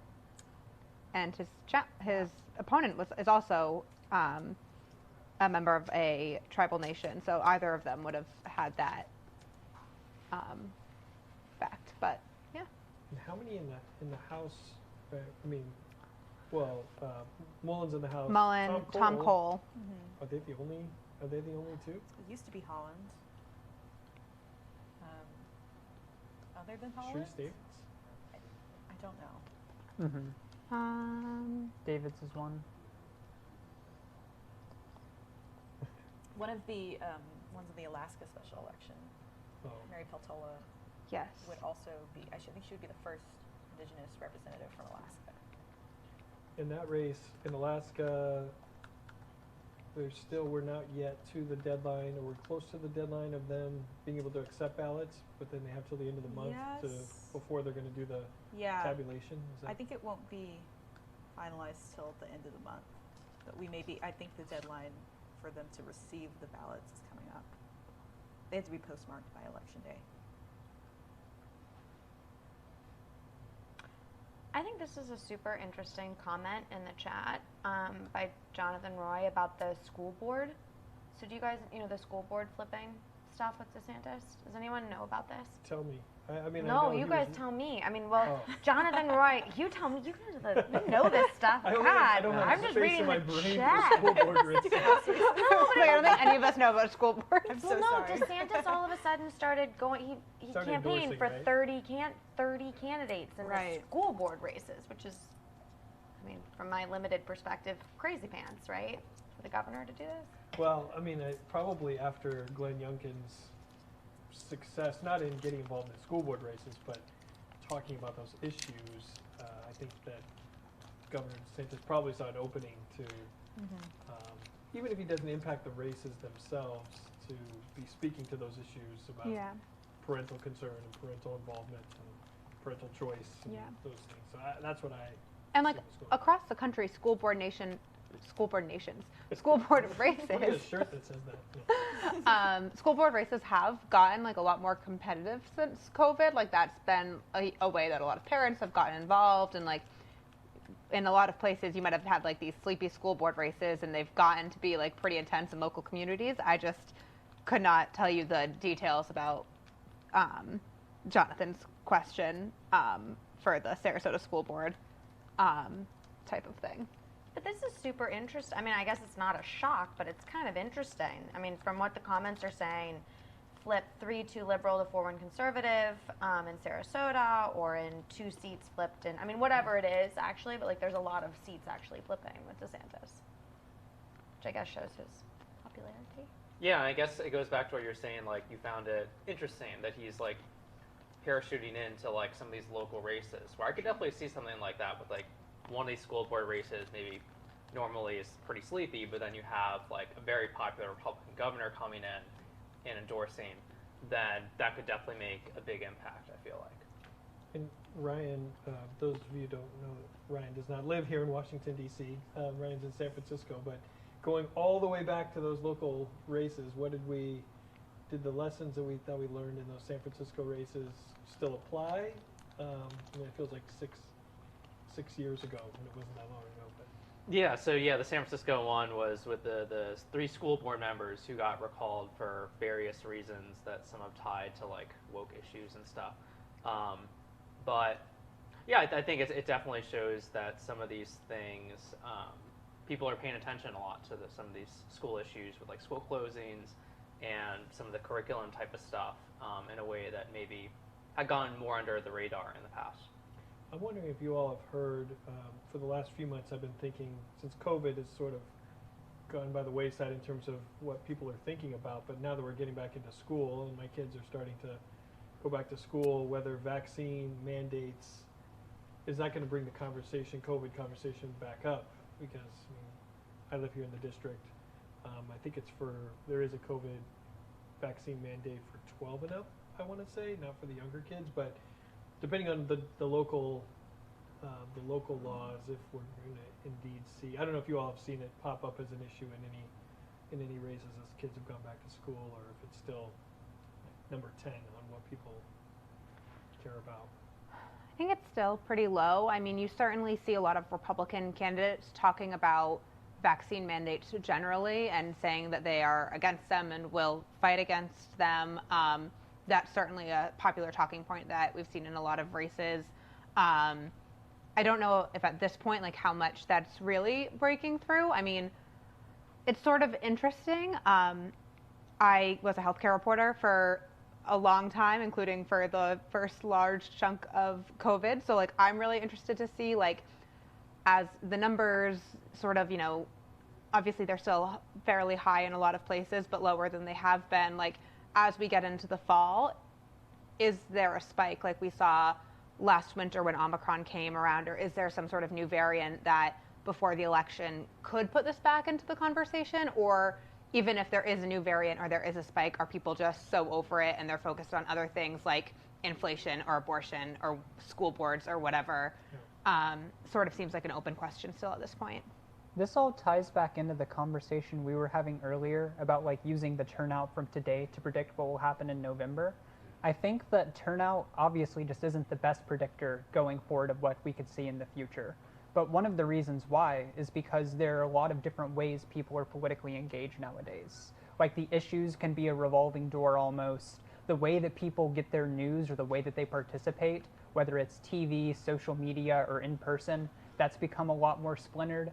So I just think it's difficult to use turnout today to predict what will happen tomorrow because it's become so decentralized. And then the issues being in and out each week just plays into that more. I'm trying to think, and I've been behind on my ad watching, but whether COVID is even appearing in that many ads, or it's either economic issues, crime, immigration, like those are usually the key, a little bit of healthcare kind of thrown in, but I'm trying to even think of a COVID specific ad that I've seen, and I can't really think of one. But yeah, I think from what I saw in a lot of the polling is that when they asked about like what's the most important issue to you as a voter, I think COVID is like gone way down. It's like 0, 1, 2, maybe 3%. And I think the place where it could show up potentially is sort of like Republican candidates looking retrospectively, especially if they're challenging like an incumbent governor like Gretchen Whitmer. Then they might bring up some of the COVID-related policies that a Democrat implemented that might have been unpopular and try and use that as an issue. I think also now that Fauci has retired, you're hearing a lot about like Republicans wanting to bring him in for investigations if they take back the House. I think that could be a talking point that you would hear in some of these ads in like Republican primaries, so there aren't that many of those left at this point. But you're hearing like a lot of Republicans talk about it in general. One place that just sparked my memory, in New Hampshire, which we talked about briefly earlier, Caroline Lovett is really going after Matt Mowers for his work with Deborah Birx type of thing. Issue. So that's been a huge issue, and she's had at least a digital ad on that linking the two of them and talking sort of about, you know, like they installed these lockdowns and everything. So that's one place that it's coming up. Yeah. That's really only the big Republican. That's the only one I can. Yeah, exactly. Yeah, because we have Massachusetts, New Hampshire, Rhode Island, and Delaware. Yeah, and really, I think New Hampshire is the only one with like competitive primaries in that bunch. Well, and the Rhode Island Democrats. Rhode Island Democrats. You don't think even the Democratic? I guess the governor's Magaziner, race. Well. And Magaziner. I mean, I think Magaziner's the front runner, so I think that's less competitive, but who knows? What about other issues? Like, do we have a feeling, the two big ones that come to mind would be abortion and the economy, inflation. Do we have a feel for which one is going to play a bigger part this season? So, a lot of the polls that I've seen show the economy and inflation ranking higher on voters' list of priorities than abortion. But certainly after the Dobbs ruling, people's focus on abortion has risen from, I think, earlier this year when it was sort of like, you know, in there with a lot of other issues. I mean, Democrats are certainly focusing on it. Like, you do see a lot of Democrats, especially Democratic women, running ads on abortion, talking about how they'll, you know, protect a woman's right to choose. And I think Democrats are really hoping that that does sort of vitalize their campaigns, and I think they'll really be looking to that special in New York 19 tonight where Pat Ryan has focused a lot on the Supreme Court ruling on abortion and some of the other Supreme Court rulings this year, like on guns, but especially abortion, and sort of trying to say, like, this is the next big test after the Kansas referendum a few weeks ago. I thought it was that NBC poll that came out this weekend, threat to democracy, like popped as a top issue.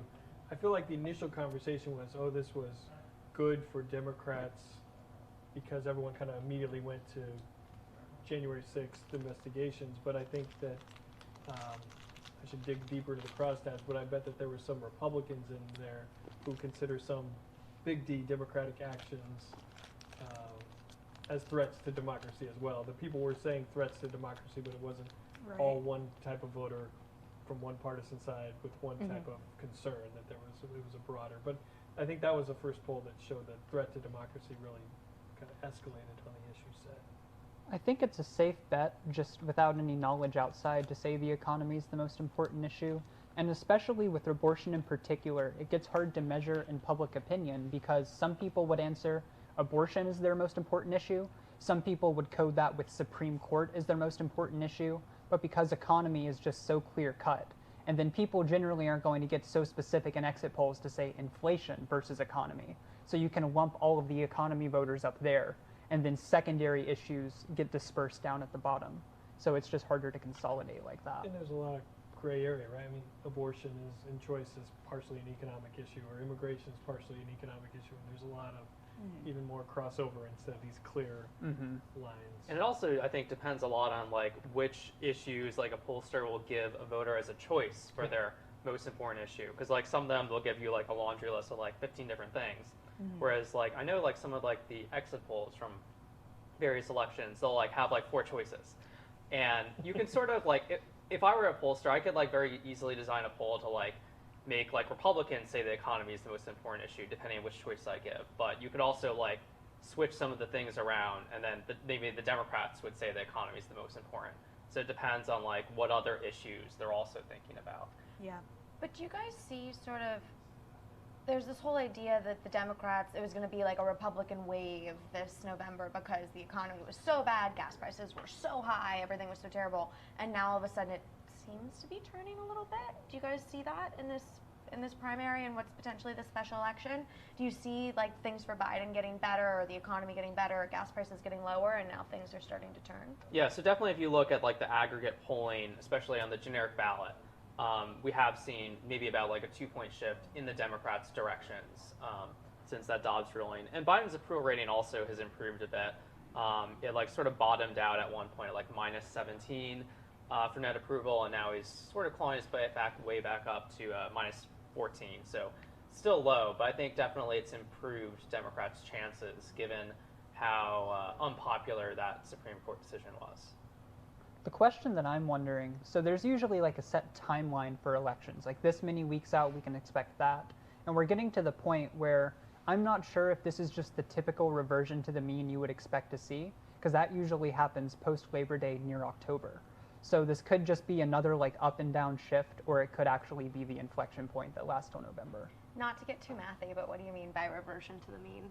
So you could either, that's the interesting thing. Is it the mean of 50-50 Democrats, Republicans, or is it the mean of Republicans having an advantage in a midterm cycle with a Democratic president? But something that we saw in 2018 was that reversion to the mean was Democrats were at like +9 or 10 in polls, and then the final general election polls were like Democrats +7, 8. So it was actually a reversion to the 50-50 mean. I think that this time, that's what we'll see more than like Republicans gaining or Democrats gaining to their high water advantage in generic ballots. But I could see at this point, with only a couple, what is it, like 80, 70 something days left, it's starting to get to that point where it's 50-50 reversion to the mean, not reversion to the fundamentals or historical expectations. Well, I think there's also the reversion to the mean in terms of the mean of like previous midterm elections, what happens to the polls for the incumbent party. Where I think most of the analysis has found that these polls will tend to move against the party in power by a few points on average from August to November. So that's definitely something to watch out for. In particular, in the 2014 cycle, I think at this point, it was the generic ballot was still basically tied, or the Democrats might have still been leading. But then it really moved against them, both nationally and also in the key Senate and House races after Labor Day. Yeah, I think that was the most recent thing I saw was from Nathaniel Rakich at FiveThirtyEight, Inside Elections alum, how the Democrats improving in the national generic ballot is partially good news for Democrats, but that dynamic you were talking about, right? That it could the trend is also a dissension for the party in power, could work against them. One hypothesis that I'm testing myself about polling is that it seems to me that in elections where Trump is on the ballot, the polls were further off. There was more of a miss. 2016 being a good example, but then 2018, polling was actually pretty good, and I think maybe some of us got a little overconfident that some of the problems with 2016 were solved in 2018. Then we got to 2020, Trump on the ballot again. Things were not quite on point. So I'm anxious in 2022, Trump not on the ballot. If now Ryan needs to get plugged in. Here, I can help you. So I'm interested to see whether that holds up or not with Trump not on the ballot. Ryan, we talked about that on Friday night. What do you think? Sorry. So yeah, I'm actually still a bit unsure. I think about this Trump on the ballot being something that like in particular affects things. I'm gonna take off my mic and then you can refute me. No. Ryan's gonna take me down. Yeah, because I think there's also the talk about like maybe 2016 was because like the education weighting in the polls, and then 2020 there was also sort of some like COVID effects of Democratic voters being like much more likely than usual to answer polls. So I think that's still definitely an unanswered question. There's also like the geographic aspect of like, are the polls more off in certain states like in the Midwest or in states that have a large non-college white population, places like Ohio, for example. Because I think what we also saw in 2018 was the polls were generally pretty good, but they did have like somewhat sizable margin misses in some of those Midwest races where it wasn't actually necessarily enough to flip the outcome of the race from what was expected. But I think like in Ohio, for example, the Democrat won by like a decent amount less than expected. So it was still like a decent polling miss, even if the person who was expected to win still won. So I think that'll be something that'll be interesting to see. Because we're seeing like right now in like the Ohio Senate race with Tim Ryan and J.D. Vance is that the polls are like about tied, or some of them even have Tim Ryan, the Democrat, ahead. But I think a lot of the analysis sort of expects that Vance will pull it out in the end, perhaps on the basis that the polling in Ohio has not been that good recently. Well, I think with Ohio, I think it's just that right now Vance's campaign has just been not good. Like, I mean, if the election were held today, I think Ryan might win, but where is it going to end up, particularly now with SLF spending? Wait, you really think Ryan would win if it was held today? I think it's possible. Yeah. Wow. But it's not today, right? I mean, that's the. Not today. But SLF, the big, Republican outside group, is about. I mean, they're now spending millions of dollars, and they're going to try to correct or compensate for J.D. Vance's the struggles he has had post-primary. So. The one thing I'll push back against Ryan's theory, applying it to Ohio, is if I remember right, in 2018, most of the biggest misses in Senate polling were the red state Democratic incumbents, where even if they did end up holding on, the polls were overrepresenting how they were expected to do. So because there's not a red state Democratic incumbent in Ohio, then I think it's more similar to the non-incumbent races than the ones like North Dakota or Missouri or Indiana. Well, I think like with some of those red state Senate races in 2018, in some ways that's like pretty similar to the Ohio situation where you had a Democrat polling, I guess, above where like the fundamentals would sort of expect them to poll. So that could be something where we might see that in Ohio as well. And it might go back to the demographic aspect of like a lot of non-college educated white voters, where there might be some demographic issues with some of the polling there. All right, do we have anything else? That Oklahoma 2 primary, where does that stand? Looks pretty close, Are no? we any closer to a... Looks like Brasheen is leading 52 to 48 with 70% reported, or 68%. Can you remind me what the two, a brief bio on those candidates? So I should know these right off the top of my head. No, I mean, I had trouble remembering too because it's been so long. Brasheen is a former state senator. He is like very aligned with the Tea Party wing, backed by Club for Growth affiliated group. Avery Fricks is a current state rep who was like running ads on naming a highway after Trump. And so this was very much another one of those like races to the right. And they both kind of accused the other person of being rhinos. And I think Avery Fricks does not, he has less of a background in Republican politics than Brasheen, and so I think Brasheen is seen as more of the genuine conservative candidate in that race. But again, the primary was so close, so it's really anyone's game. Mm-hmm. So. And did the candidates who didn't make it, did they line up behind?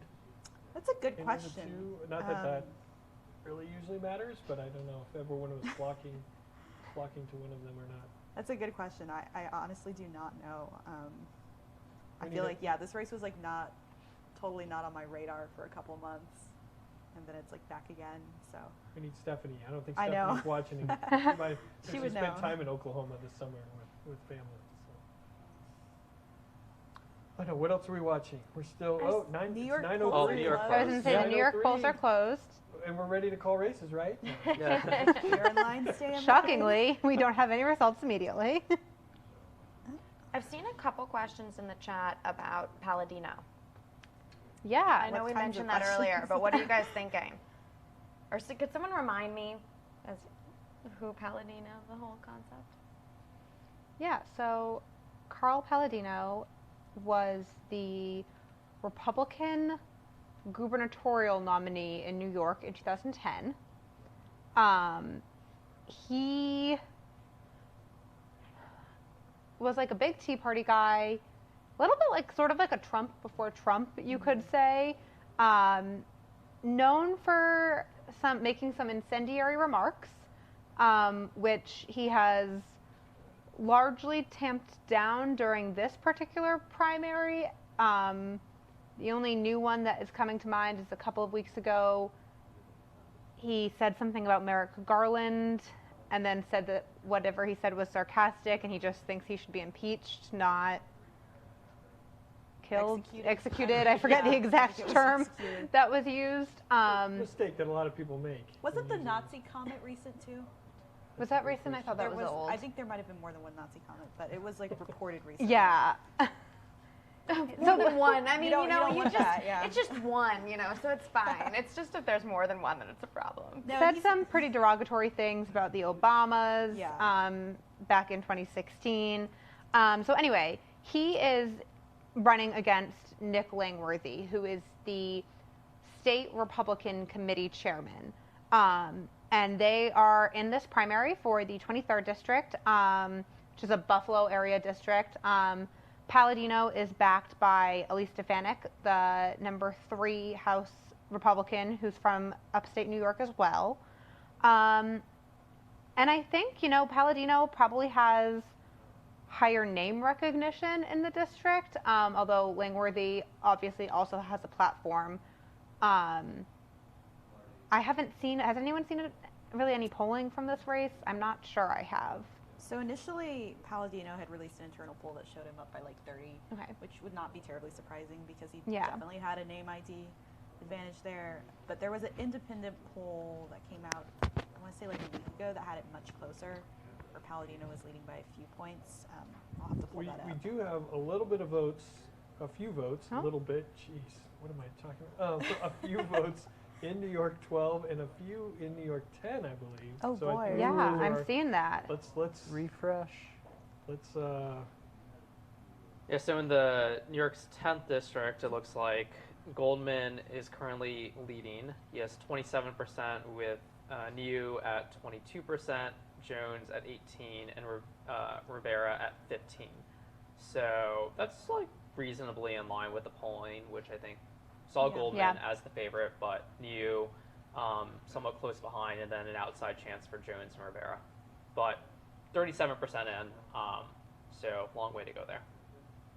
And then I think we just pulled that up. That's on the screen now.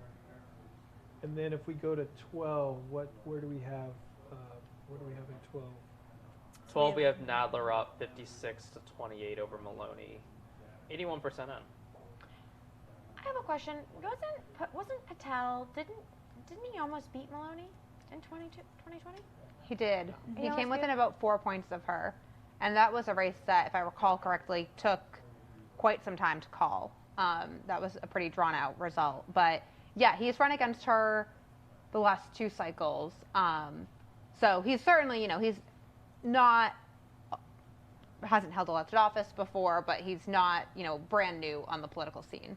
Well, how much of that is like, I mean, you add up 27%, which is Maloney, 15%, which is Patel, that all of a sudden starts to be a race for Nadler. Like, assuming this, just pretending that this was what the final numbers were. Like, how much of it do you think Patel is taking from Maloney that if you took Patel away, Maloney would have beat Nadler? Well, I think Patel was a very progressive challenger against her in the last one. So I don't know if they necessarily had like that the ideological overlap. They did have the geographic one.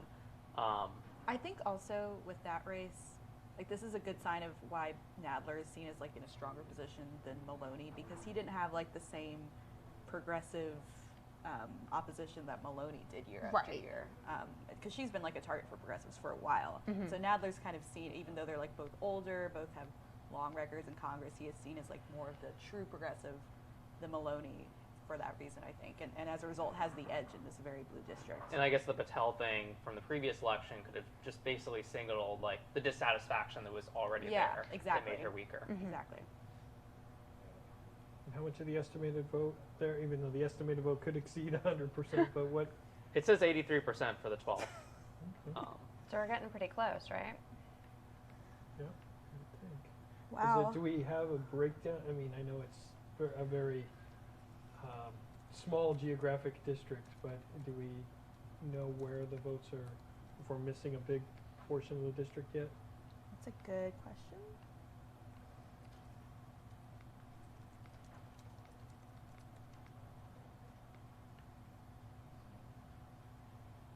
Is Bradley shaking his head no? No. Because I guess like with like New York City, we would be looking for like the precinct level, which I don't know. We don't get If those. we would get that. Yeah. And it could also be more of like a vote type of thing, where maybe we're waiting for certain like mail votes or something. That's especially true with how diverse that district is in the 12th, like all those different communities. Mm-hmm.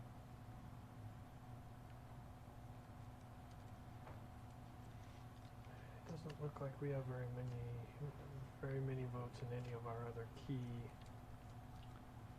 We're creeping along at 9:09. I know.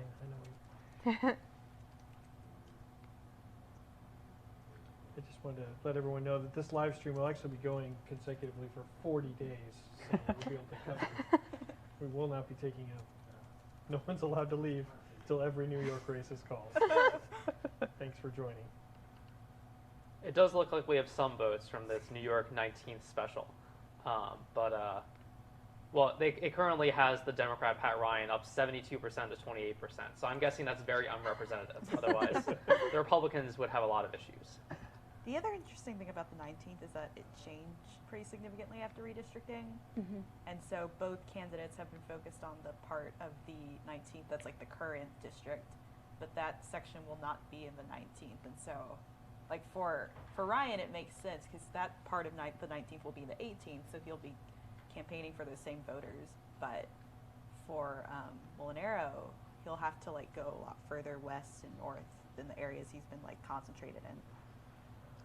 Well, and interestingly, I'm pulling up a story. My colleague Niels was up there late last week, and I believe it was Molinaro, I'm waiting for the story to load, was sort of saying that type of thing, but the opposite way of sort of saying, like, a lot of these places I'm going to be, campaigning in, and then Ryan's going to, go back to the 18th, the different district. So,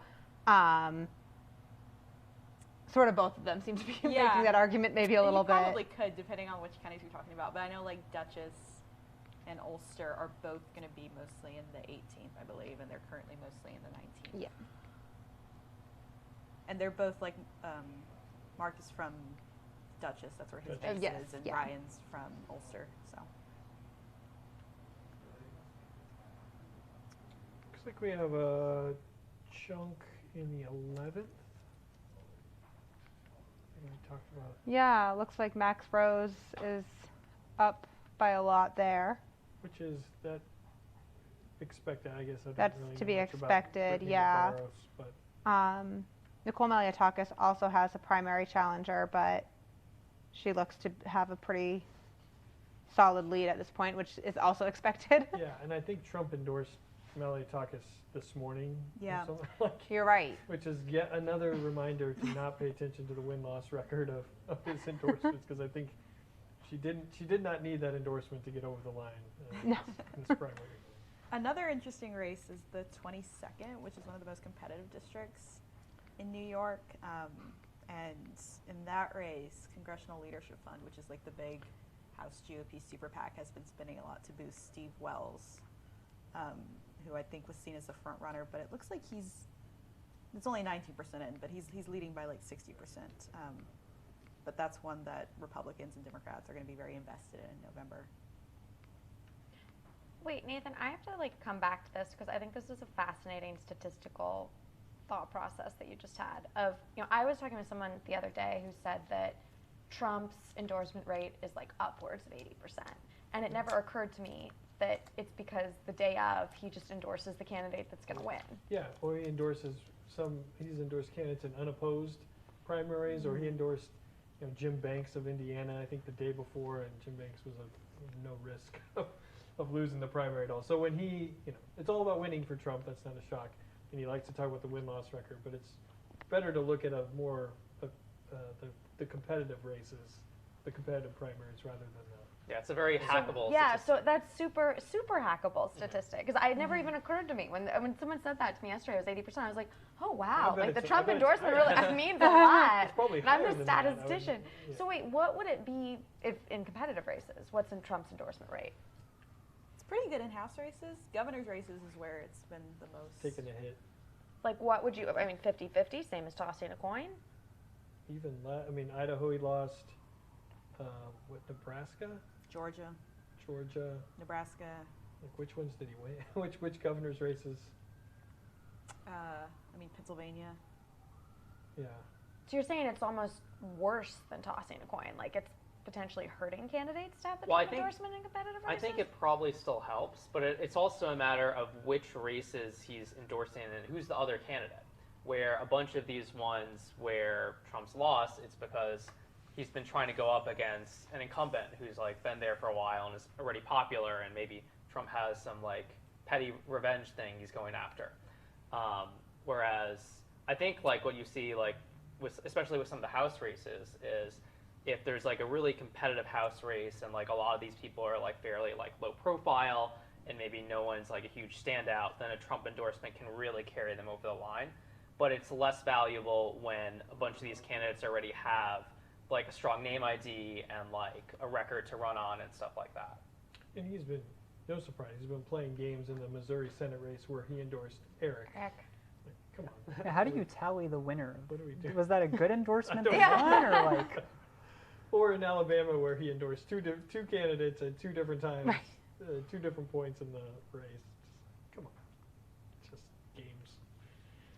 Well, what is that sort of, while we're waiting for some results, how does that more, in a more very general concept, like the quality of some of the Republican candidates compared to the Democrat ones? So like, as we've talked about earlier, how the Dems are sort of, you even mentioned this, how the Biden approval rating, like some of the Democrat Senate candidates are so much higher than even Biden himself.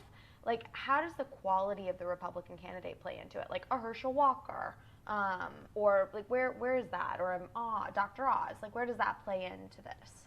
I think that's a huge factor, especially like in the Georgia governor's race. That's a good example of like where Kemp was just such a strong candidate and had such a strong record as governor that Trump's endorsement of Purdue didn't really mean much in the end. And I think you're seeing that in some of the conversation that we were talking about earlier with the quote unquote, will it be a red wave? And there's a lot of talk about, in the Senate, are the Republican candidates in some of these seats, Pennsylvania, Ohio, Georgia, that, are must win when you're looking at the majority? Like that's a pretty open question right now. And you're sort of seeing that with, especially a lot of these candidates just are not raising anywhere near the level of money that the Democrats are raising in these races. So that's a very big deal for sure. Yeah, I think it's definitely the candidate quality is like one of the biggest deciding factors in the Senate right now, giving Democrats a pretty strong chance of holding that chamber. Because like if you looked at the start of the cycle, about Republicans only needed to flip one seat, and then you look at the states that have Senate elections. You have like Arizona, Nevada, Georgia, Pennsylvania, Wisconsin. These are all states that are more Republican-leaning than the nation.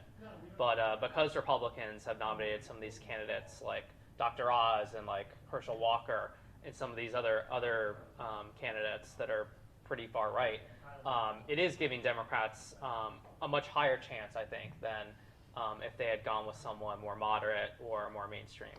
And another, on that point, in a lot of these states, you did see popular Republican governors opt not to run in primaries. So New Hampshire, Arizona, and in New Hampshire, it's really interesting because I think this was at the beginning of the cycle. You know, Maggie Hassan had a pretty low favorability rating. This was, you know, a state that I think a lot of people had Chris Sununu run, thought they were going to be able to flip pretty easily. There now, the Republicans are having a wide primary with a lot of candidates who haven't really run statewide before, or I shouldn't say that. Some of them have run statewide before, but they're not known.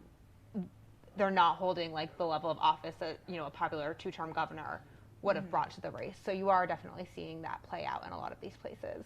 But I think that also is an interesting question for November is like, how much does candidate quality actually matter at this point? It has the effect of like which candidate you choose. It's gone down in recent years, but I think even if you look at like 2018, for example, and you compare like how certain candidates did compared to how the fundamentals would suggest a generic Republican or a Democrat would do, there are still like some fairly substantial differences. So it definitely could make a difference. It's just a question of like, if the Republicans have these shaky candidates, can like a good national environment for them like pull them across the line anyways? Yeah, definitely with the Senate. A lot of the conversation centers around the Senate, and I'm honestly interested to know what it looks like in the House as well, because I know that there have been a lot of times, like in Illinois, for example, where one party goes into the other party's primary to influence the winner. And that's been a playbook strategy for a decade, if not more. And I'm just wondering if this cycle, that's happening more or less often than you'd usually expect. I don't know if I can speak to, you know, if it's happening more or less, but it's definitely happening across the board. I mean, a couple weeks ago, the Peter Meyer race, the DCCC got involved in that. S&P was really involved in the Colorado Senate Republican primary. Those are two that really easily come to mind, but I know there are others. And yeah, that's been a lot of the controversy recently is with some of these Democratic groups where they wade into the Republican primary in favor of the much more conservative Trumpy candidate. And then there's been criticism of that of like, oh, if you really are trying to are you putting party over country here? So that's been something that's been interesting to see where, if the Democratic committee wades into a certain race for the Trumpy candidate, then they might be elevating the chances, the Democrats' chances of winning that if they get the more unelectable Republican.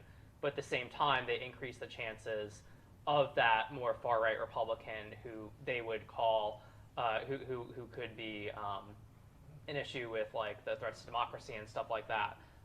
Maybe they're increasing the chances of that as well. So it's an interesting sort of calculation there about like what sort of utility gains you have from like each of these different scenarios. Let's go. New York 12 has more than 99% of the estimated vote in. Nothing has really changed in the dynamics, but I just wanted to flag that vote of the estimated, it was getting large. I was also just going to flag Dan Constant, who is the president of CLF, tweeted that they launched $50,000 in turnout calls on behalf of Daniel Webster today. So clearly they had something. He's saying that they are not regretting that investment. So yeah, they had some info that we didn't have, that this was going to be a tight race, that Loomer race that we were talking about earlier. Yeah.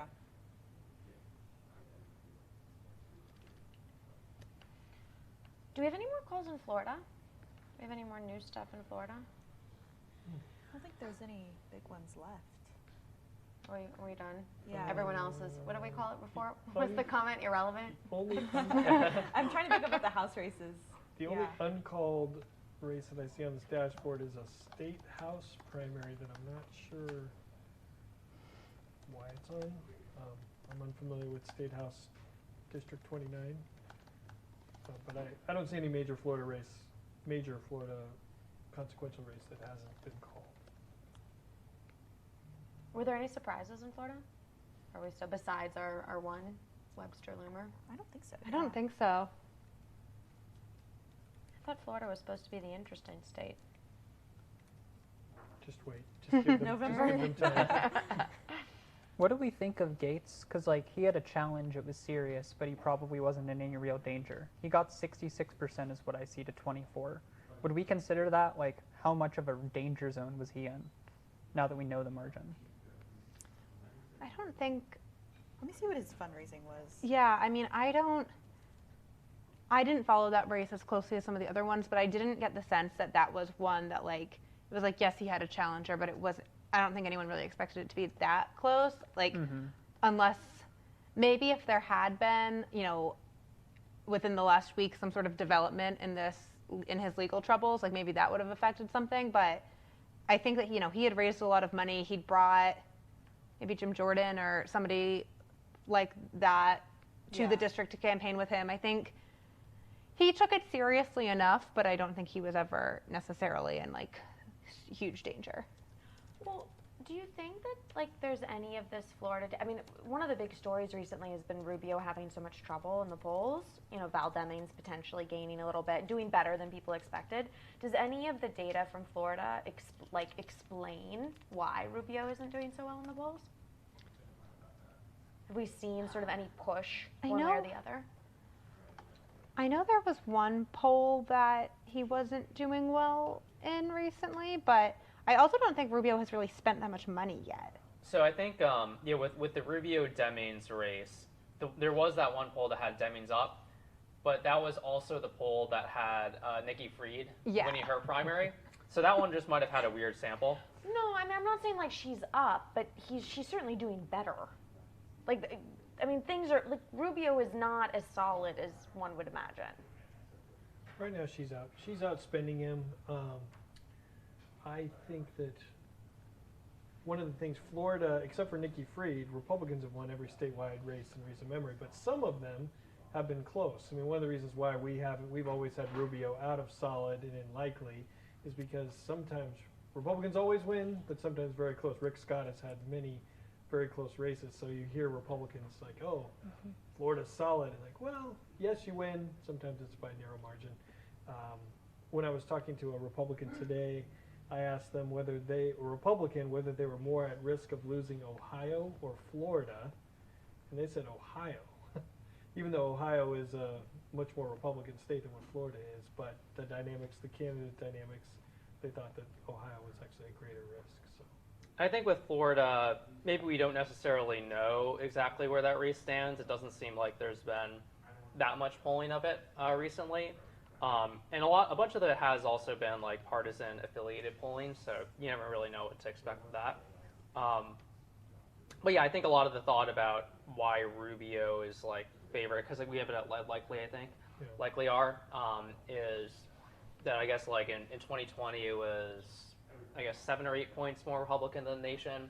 He's also an incumbent, and then in his last election cycle in 2016, he outperformed the top of the ticket by a decent amount. Especially with some of the Hispanic vote in some of these counties. But yeah, we'll see, especially if we get more nonpartisan polling in the next month or so. That last line there is what I think another source of uncertainty is, because like Miami-Dade County flipped, 23 points towards Republicans in the last election. That's a really elastic place. There's volatility. So because there's the Cuban and the Puerto Rican population, that's a big question mark, basically. Like, we have ideas of how those populations might vote, but because we're not as certain about that as we are in other places, Florida is more up in the air. Still probably Republican, though. One thing on Florida and endorsed, going back to Florida, but also Trump endorsements, that it is notable, other people on the Twitterverse noted, Trump did not endorse DeSantis and did not endorse Gates. I think those are two different situations, but I don't think there are any accidents I don't think Trump forgot that those two individuals were running.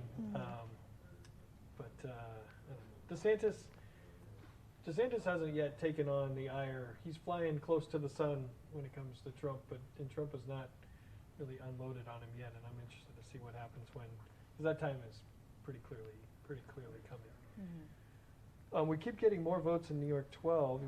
We've got to be well over 100% on the estimated vote. I don't know how much is still outstanding, but the dynamic continues to be the same. Nadler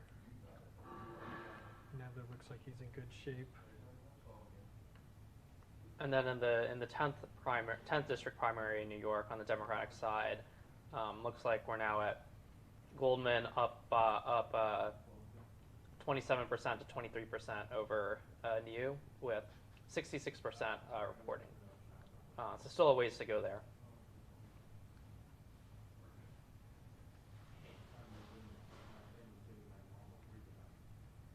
And yeah, those two special elections for House in New York, 19th and 23rd, the Democrats are currently leading the vote count by quite a bit, but from what I hear, that's like all like early mail votes, which are expected to be very skewed Democratic. So we'll have to wait for those. Apparently 277 people in New York 10 didn't get the memo that de Blasio dropped out of the race, or he's still kicking.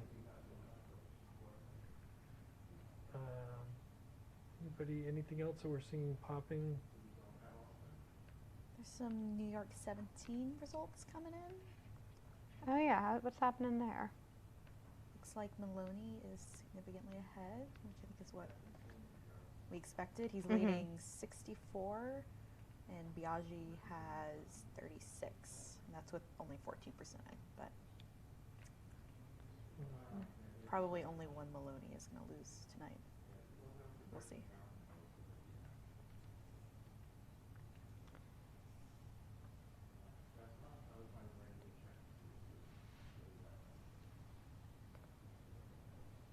And near there, in the 16th, Jamal Bowman is up. He had 3 primary challengers, but Vedat Ghashi was the one who had gotten endorsed by Elliot Engel, who Bowman beat in a primary last cycle, and had been raising some money and sort of been viewed as the sort of primary challenger against him. But the AP has with 17.5 votes in, Bowman with 64, and Ghashi with 21. And didn't Ghashi get another Elliot Engel and another member, a former member? Nita Lowey. Nita Lowey, that's right. Long time ago, former chairwoman of the DCCC. I think that was like 2004 or something. The DCCC is kind of TBT. modernized a little since then. Actually, I think Rahm in 2006 really sort of gave it a boost. We knew there was a difference. We felt the difference when I feel like early 02, 04, DCCC, you'd go to a meeting and everyone was in jeans and t-shirts, and Rahm shows up. And I don't know if they were full suits, but it was a different operation. I feel like we've circled back to jeans now. Everyone has. Yeah. You can't tell by party anymore by how people are dressed. When did you say that was, like 2004? Nita Lowey. Yeah. It was either 02 or 04. Because they say 04. fashion's 20-year cycles, so that lines up pretty well. Well, I can tell you as a father of a 14-year-old that my daughter may or may not be wearing some things that my wife may have been wearing back in the day. So, vintage chic. That's right. I'm actually trying to coordinate. It's one of my son's birthday today. I'm trying to coordinate a birthday call with his grandparents. So Happy birthday. I hope he's not what he should be in bed. He should be. Or I'm sure this If is you're not, happy birthday. If this is on Disney Plus, my son will definitely be watching this. We need to get on that platform next time. So do we see anything interesting in New York? Any surprises yet? Oh, hold on, we're getting ready for a call in New York 12. So which is surprising. Sorry, go ahead. No, that's it. I'm excited. I have a feeling it might be for Nadler, but I don't want to get ahead of, I don't want to get ahead of the On game. the edge of my seat. I don't get ahead of the game too much. I don't think that's too hard of a guess. Whew. When we get Scott on again, I think he'll be coming back. We'll have him maybe explain the threshold for calling, because I feel like that's something that folks, it's not just common knowledge about what is the threshold for calling races and what they're looking at, so we can. I do feel like every primary I see like a new like random account like calling races, and I'm like, who are you again? Like, Particularly some people have more at stake. It's easier to be Yeah. cavalier if you don't have a lot of skin in the game. oh yeah, certainly. You know, these counts feel very low to me. Like for New York 12, for it to be 75% at 60,000 votes, like that's not a lot. I believe it was the New York Times had an article the last couple days that was basically talking about the large number of people who live and vote in Manhattan not currently being in Manhattan because it's the middle of August. Yeah. So that might have something to do with that. Yeah, that makes a lot of sense. All right. I think we have an official New York 12 call. We need to celebrate it since New York hasn't given us very many. Let's see if we pull it up, if the magic check mark, is it there? Is it going to be there? Wow. No? What? There it is. But no check. It's coming, folks. I'm going to promise that it's coming, even though it's not there. I think Ashmi Sheth has got this. It's- My sister lives in this district, so I've been pestering her about it. She's not been paying attention. Has you been collecting mail or helping? No. no. I was like, can I do a focus group with you and your roommates? And to your point about the New York 10, how many votes there are, I think you said, 60,000 was 75% in. Going back, well, this would be a slightly different district, but in 2020, there was 94,000 votes in that primary. And then 2018, there was actually only 45,000. That's it? Right. Wow. But yeah, it's also the case where I think I saw something on Twitter about potentially there being more votes than people initially expected. So definitely this estimation could be a bit low depending on how much turnout beat expectations. All right, two things. The New York 12, let's go to it. Check, just so we can see the check mark on the map. Wow. Yes! There it is, folks. And then I am going to point out that I'm being fact-checked in real time that Trump did endorse Matt Gaetz 3 days ago. I think I might have been still flying back. I might have been at Glacier National Park and missed that endorsement when avoiding black bears with my family. But but thank you for correcting me on the YouTube comments. I think we also have an interesting YouTube comment about Trump made 20 governor primary endorsements and 16 won. Again, not competitive. That's, Okay. I'm too into this now. This is my hackable statistics. Thank you, Jonathan. But two things can be true at the same time: that his record is good, and it's largely irrelevant. I'm now into this. I'm going to need to find out. I'm going to go through them all. Just because his candidate's lost doesn't mean it's irrelevant. As Ryan was saying, that you would rather have the Trump endorsement than not, but because the other candidates that aren't winning, the non-Trump candidates, are still running on Trump themes and messages. It's just his candidate doesn't always win. Yeah, I wouldn't say that I've like seen very many examples of like Trump endorsing someone and then they like tank in the polls and then we can say that's why they lost. Right. It's definitely not like something that's like a done deal. If you get it, then you win. But it could definitely help, especially in some of those scenarios where a lot of the candidates are like more unknown. All right, we might be getting close to having Scott back here, but we'll wait for the official word. Have we had any candidates this season who something's happened and they've just tanked in the polls? Like just gone kaput? Nope, can't hear. We can hear you. Yep, we got you. That's a good question, buddy.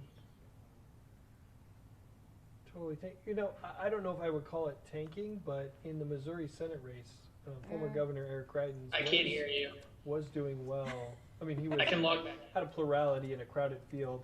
There was an outside group that came in and just unloaded on him and finished third. I mean, so I wouldn't, you know, he wasn't at over 50 even at his peak, but he went down significantly. Do you think it was, for Greitens, do you think it was all of the domestic abuse, ex-wife stuff, or do you think it was the outside money, or both? It was the outside money highlighting things that the domestic abuse allegations, more so than the other previous allegations of why he got run out of office. Right, his campaign finance issues, hairdresser in the basement. Like that was my stuff. Uncle Ollie's basement. What? I know.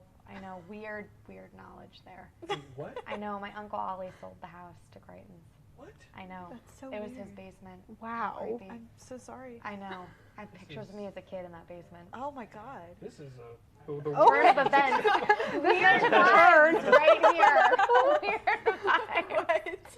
I can't even. My mind is blown. wild. Yeah. Okay. Oh, sorry. Are we? I think there was something else. All right. Well, my mind is blown. Anyway. Talk about a small world. Okay, we're gonna bring in Scott. Scott, I don't know if his uncle sold any houses to Eric Greitens. Scott, it's your. Are you there? There we are. Sorry, Scott. audio's messed up. I figured you'd be interested in hearing about that New York Carolyn Maloney Nadler call. Yeah, let's do it. It was interesting. We weren't expecting New York City to have their act together, given the craziness last time. But based off some back of the napkin math, we're pretty sure there's only about 25,000 votes left. And with Nadler up 20,000 votes, just updated again, Maloney's going to have to win 75 to 85% of the remaining votes, which is nearly impossible. I don't know about you guys, but I'm pretty surprised at this margin. Yeah, I mean, it didn't seem like it was going to be. It wasn't going to be a barn burner, but it is a sizable victory. Scott, can you give everyone and us a mini tutorial on the threshold for calling races and with what certainty and what goes into making a call? Sorry, Nathan, I just heard in-house tutorial on what? On making a call. Explain to everyone the threshold for what you're looking at to actually make a call in a race.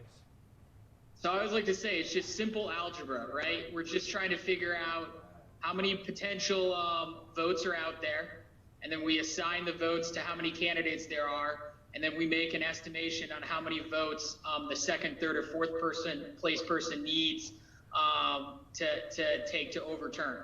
So for instance, if we have Carolyn Maloney at 5 votes and we have Jerry Nadler at 4 votes, the question becomes how many votes are left.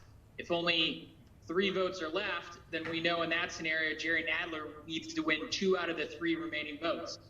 If there are 10 votes left, then all he needs to do is basically win 5 out of the 4 to tie, or 6 out of the 10 to tie. So the key here is always how many votes are left. And so that's what we spend a lot of our time doing, these pre-election night turnouts, as well as constant contact with these counties to figure out, okay, how much of this is absentee, how much of this is election day. Yep. All basic algebra and a lot of caffeine. How many I don't think anyone's drinking Mountain Dew but me tonight. I'm probably on it. But caffeine. How much caffeine? Caffeine from somewhere. And how? Yeah, I think I'm on my 12th Coke Zero of the evening. Now, we have a Bradley counter on real Coke, Coca-Cola Classic here. And to tell us it really isn't a scripted conversation, I'm going to put you on the spot. When you hear or see other outlets calling races and you have not called a race, how does that factor into your thinking? It doesn't. I mean, we want to be aware to understand because we're curious, just like everyone else who's probably watching this tonight. But we can only make calls off data we collect, and we can only make calls off of conversations we have with elections officials. Those are kind of the journalistic rules we play by, and all our clients expect us to do that, because we get asked, like we did in 2020, how did you make that call in Pennsylvania? So we have to have the TikTok and we have to have the data to back it up. And I can't say, hey, I was looking at the New York Times site. Not that we would anyway, but we're usually faster than them, so it's better to keep our own stuff. Unless the New York Times site is fueled by DDHQ results. What do you think is New York? There's a lot of stuff left. What do you think is going to be close to being called? Sorry, that broke up a little bit. You said something about New York? What races might be next on New York that are closest, that are getting closer to being called? That's a good question. So I'm looking at the dashboard. It looks like Claudia Tenney's going to have a closer race than we thought she would have. It looks like the GOP primary in New York 1 and 2 is getting a little close. Our expectation is a lot of these House races we'll be able to call tonight. But, it's going to be these upstate ones and then a couple of these member-on-member primaries, like this Adler-Maloney one that we were looking at. And it's been a while since we've talked to you, Scott. It's been a long time. Has anything been unexpected? Same thing. Laura Loomer getting above 35%, I think was pretty big. I guess we're not too surprised. I guess the internet's pretty surprised about Nikki Fried losing by 30, but I think we talked about that earlier. Like the polling was pretty obvious on that one. Matt Gaetz's primary, we all expected him to win, but I think that was an interesting margin. All in all, tonight's relatively quiet. Fortunately or unfortunately, depending on your opinion. And is New York or Florida, has there been anything from local officials any problems that have popped up that you've been having to navigate in the counting process? No, we were expecting a little bit of trouble out of New York just because they had some issues with some of their down ballot ranked choice voting and things like that. But so far, they seem to have gotten their act together. We'll see over the next couple of days as they start releasing some of these things. But, by and large, Florida's elections officials have their shit together, and it seems like New York and New York City specifically has been running it pretty well. It does look like the 10th primary is tightening up a little bit. I'm sorry, I didn't hear that question. It looks like in the 10th district, the Democratic primary is tightening up a little bit. Goldman's. I'm sorry, I didn't hear that. Sorry, I'm not going to repeat it again. Aaron was talking about the 10th district primary is tightening up. Is that the Jones one? Do you have any thoughts on that? We were just doing our round robin before I jumped on here on that. Other than pretty much everyone and their cousin is running in that one. That one's probably got some more swings. Like our estimated in is 48%. That one is going to probably adjust. Bill de Blasio, you're going to take the over-under on 5% on that one. That was the internal bet on that one. I don't think he's going to get it. It looks like he's below 1% right now. But I think that one's got a few more movements between Goldman, New, and Jones and Rivera, just because of the uncertainty around the turnout. I'm going to continue to ask questions I'm not supposed to ask, Scott. Tell people what a round robin, like the internal, what's the round robin call? Like what you guys do on that call? On the round robin call? Yeah, you don't have to tell what you all, internally, what you all do. Oh, how it all works? Yeah. So we're divided. There's 9 of us working tonight. We divide the races into 3 different groups, and then each race to make a call needs all 3 people to agree. So we have a dashboard. I think you guys can see it. Maybe you can even show it up there that tracks all the race updates. And so when a race gets an updated, then it takes us into a vocal sheet where we can understand. We can actually look at county level results, historical results. And make a determination. It also does some math for us. Like I said, it's an algebra problem, so we need to know how many votes are left or how many votes we think are left, and then we need to calculate if that second or third place person has a realistic chance of winning the majority of the remaining votes to overtake the person. So we have dashboards that do those basic calculations for us, and then it's a lot of qualitative knowledge about, what precinct do we think is out? What county is this person from? Is it absentee voting, early vote? Each member of the race team has a briefing they've got to come to with every night so they know this stuff, and then it's a discussion. But we all 3 people have to agree before a race is called. Well, what else? What should we be looking at once you depart from us for this time? Anything we should be aware of? Probably not anything quantitative. I think both. It was interesting, the smoothness on the absentee early vote numbers that came out of Florida. That's more of a nuts and bolts thing. Florida's usually pretty good at that, but given, you know, the state of some of these primaries, that's a good thing to see, and that's especially important coming into this fall. Same thing with New York. Some interesting member-on-member turnout stuff. Some of those upstate New York primaries might have some implications for House margins later this year. We'll see what the turnout looks like. But I think the big win tonight is there isn't any like bad election administration snafus like we've seen previously this summer. Yeah, gosh, I hope that continues on November. People sometimes ask, we're nonpartisan in this. Oh, come on, really? What do you root for on election night? And I root for clear winners, clear winners, so that clear winners. You want accurate vote counts to come out every night. Like, I think a lot of people are surprised to know, like, look, there's thousands of moving parts on an election night, and so it's not uncommon for a county to add a zero to a tally or forget to, you know, count a box of something and stuff like that. So we haven't seen a lot of that tonight, even though we usually do. So I think that's pretty good. These people are getting into fighting shape before this fall. Yeah. Awesome. I got to jump back in because I got to go do another round robin, but hopefully this gives a little bit of insight. Yeah, thank you. Pop back Thanks, in if you want to talk.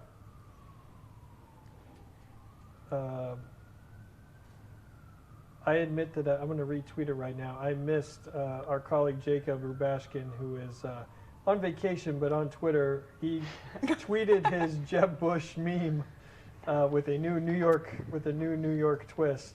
So for those of you that have been awaiting Jacob's Jeb Bush meme, I'm gonna retweet it right now so that I you can saw add that, it to your NFT collection. but I didn't know that was like a thing he does. Oh, it's every week. I don't know how you've lived this long, Mel, without I don't know. I'm a little concerned. I actually fell for it a couple weeks ago. Like, I know he does it, but I was caught off guard. I get the tweets on notification so I can see the words without the picture. Oh, so it's like breaking news out of this election. And I'm like, oh, let me click to see more. And I saw it was Jeb. I was so upset at Jacob.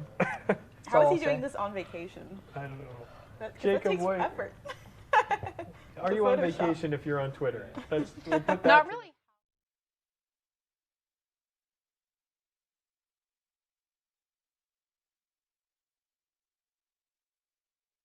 So Tweet us hard. up. Oh, there. Oh, it was there, and then it wasn't. I didn't see it. Let's see if we can see it again. It's only a couple more times. Only a couple more primary nights where he can unveil Jeb. When the tweet goes up, please clap. There we go. Thank you for humoring me.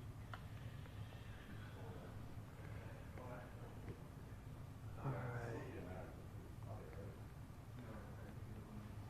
Bryce Harper has hit 2 home runs in a minor league game, a rehab game. We're really...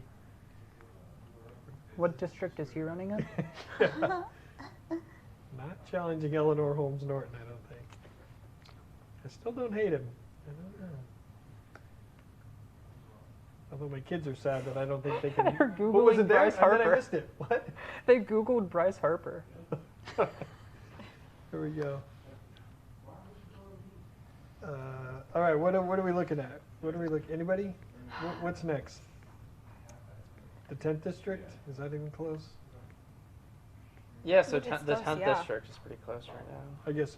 Sorry, the candidates are close. It's not close to being called, right? Oh, yeah. they will. No. It seems like 17. AP just called 17. 17. That makes sense. Yeah. SPM. Mm-hmm. Which is a competitive race in general as well as the Republican. Yes. Is the Republican primary decided?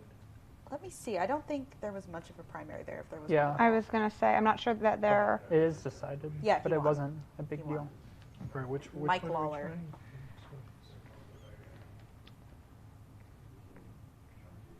All right, we might be getting the meme back here. Jeb, maybe. There we go. All right. Huge. I mean, it's amazing. I don't even understand all of it. I don't know about those percents. We want to recount.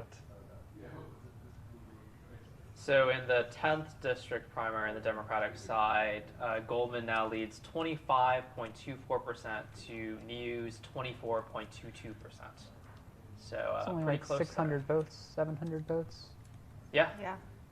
pretty close. Estimated 57% and 60,000 votes. I think that, yeah, probably a lot of the remaining vote is a lot of the mail absentee vote. So we'll have to see how that comes in. Yeah, I've heard this theory that perhaps Goldman might be more likely to benefit from that late mail vote, and that the mail vote tends to be like older, and that could favor him as the more moderate candidate versus I think News more progressive, does better with younger voters, and perhaps like, yeah, there's also something about like, I think someone mentioned this earlier about like people like going to their summer homes in the Hamptons, and those people Right. might be more likely to favor Goldman. But who knows how this will break down? They're probably less bothered by rich people in Congress. Yeah. So that makes sense. Now, if Goldman wins and Republicans win the House, will they open an investigation into him because of his impeachment, his role, just as retribution for his Oh, role in the God. impeachment? I think Republicans are probably going to investigate all sorts of people, all sorts of folks. Is he one of the members? Like, could he not get any committee assignments his freshman year potentially? Yeah, well, I That think would it's be clear. I interesting. mean, McCarthy has been pretty explicit that Schiff, Swalwell, Yeah. and Omar are going to get booted off of at least some, if not all, of their committees. Right. But maybe. I mean, I don't know. Goldman, He could be thrown in there, but Yeah. Yeah. that's true. who knows? Was looking at the 22nd district that you had mentioned, and from what I'm seeing, Brandon Williams, who did not benefit by a lot of CLF spending, is up over Steve Wells right now. Yeah, Yeah, CLF has spent like estimated $900,000. Yeah, on like a race. lot of money there. And remind me of Brandon's, I don't know, brief bio or like, I don't remember. He's further to the right. Is he a local office holder? No, I think I don't think so. he is. I googled Brandon Williams. There is a Brandon Williams who plays in the NFL. I do not think that is the same person. You gotta be. I was saying, he sounds like he could be an inside linebacker for the Giants. He's been really using the "Let's Go Brandon" Oh. hashtag quite a bit. He's a Navy vet. I don't believe he has held any sort of political office before. I don't know if he's run for office before. Let me see. Check Ballotpedia.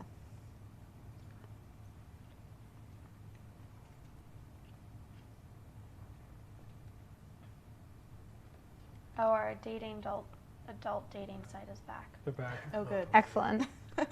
Just in time. So I saw an interesting tweet just now from Steve Kornacki from MSNBC. It looks like Schoharie County is reporting all of its votes in New York 19 in that special election.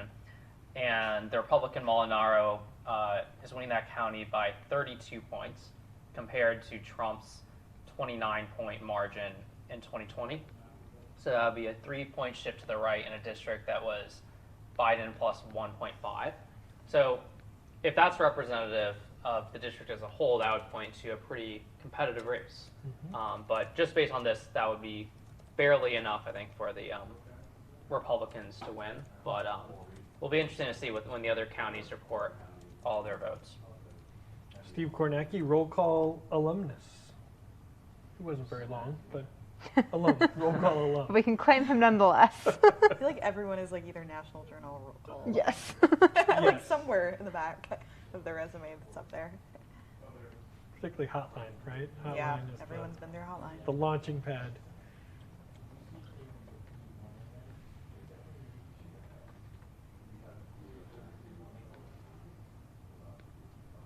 Oh, we have if we go back to New York 19. So New York 19, that county county is reporting, according to Kornak, you're reporting all of their votes. So that would make sense that it would be estimated over 99%. Which county is this again? Shohari. Shohari, okay. I hope I'm pronouncing that right. 'Cause, No clue. that is I've learned the hard way in many places, particularly Louisiana or area you'll appreciate Texas. It's not Bexar County, Bexar County. I've learned my lesson. I think Broome County is the largest county in like the new version of the 19th, which is where. And what votes what do we have from there? I don't think we have anything from there yet. Let me see. Oh, we have 26. 26 votes. 26 votes. Close. Are we ready to call it? Call it. It's Scott on the line. It seems like we have most of Ulster County is in. Ryan's leading there significantly, as expected. Let's see if Dutchess. Most of Dutchess is in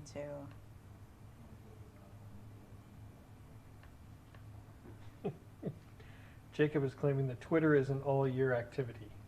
Apparently includes vacation. So I don't know, Jacob. It's tough. I don't know if it's defensible with this group.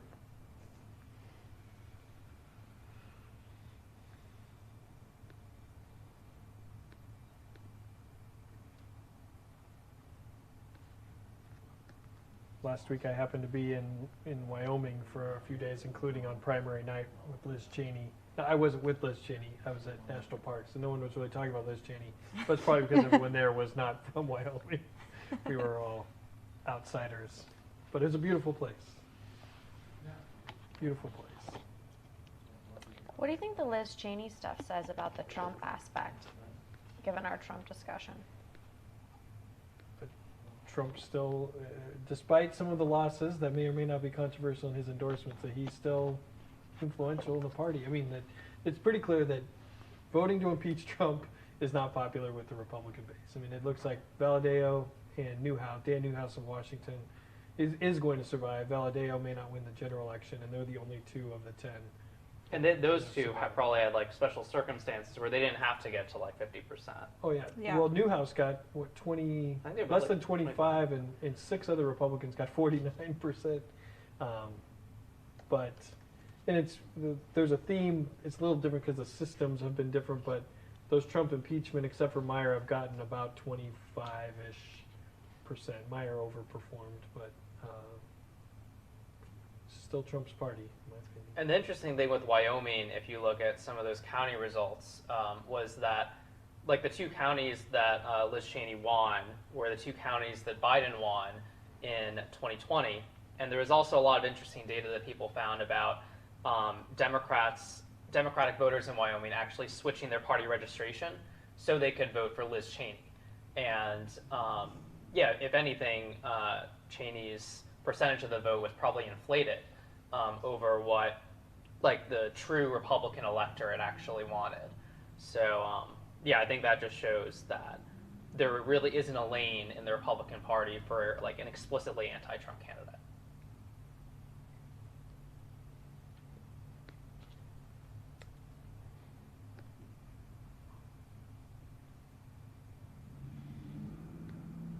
I'm looking at New York 22, so 5%, estimated 5%.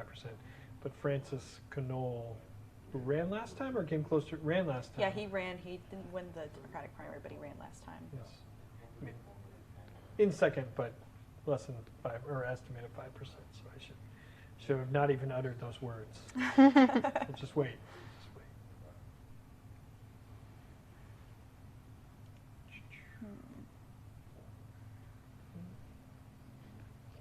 At least we're giving some people a real look at what happens on election night is just being on the computer waiting for us to come in. So sometimes it's not super exciting. Has Nadler or Maloney done like their speeches yet? Oh, I don't know. I've been kind of concession or even concession calls. Concession or victory or I don't know when that's coming tonight. Well, looks like Nikki Fried did hers.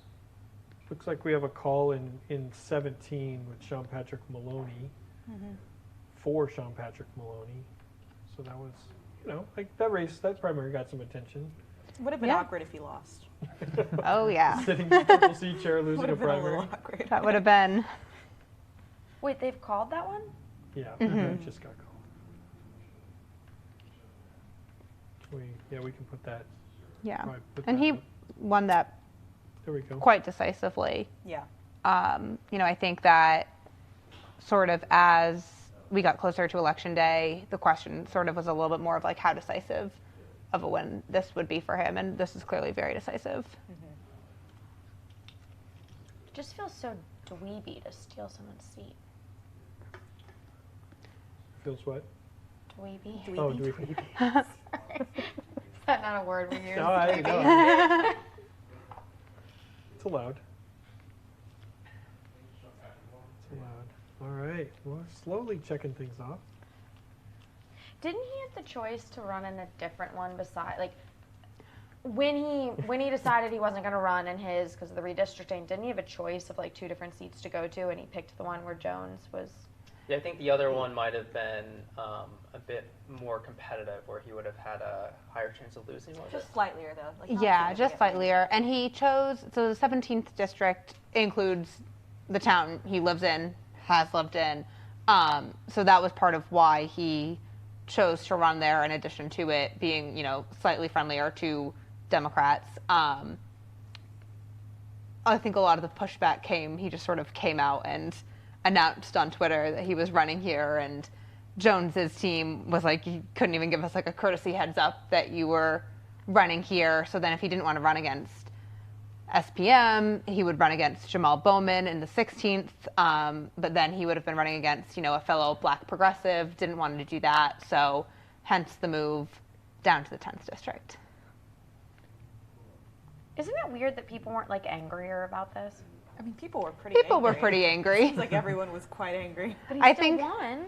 Well, I think people The maybe political angrier class. in Washington, angrier in Washington than angrier in the district. I mean, chunks of the district didn't even know who he's never even been their member before, so there wasn't a lot to. I think it was more the internal caucus. Yeah, it definitely complaining. So is he going to get in trouble? Like, are there going to be any repercussions from this decision?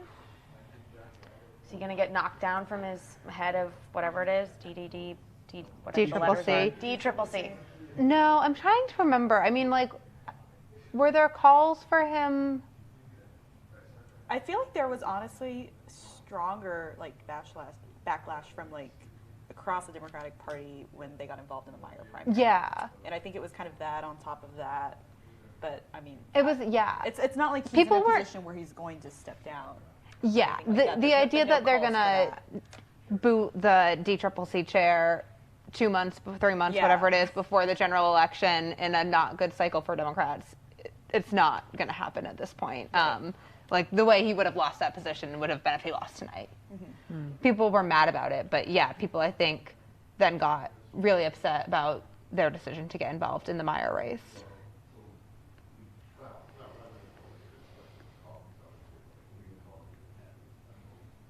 There was also the Police Benevolence Association had spent a ton of money in that primary to boost Maloney. Yeah. They typically don't spend a lot in Democratic primaries. All right, let's check in on the special. Is that more votes than we've had previously? It's all starting to. It's all a blur. Yeah, it's. I don't even know. Says we have 75%. Estimated 75%.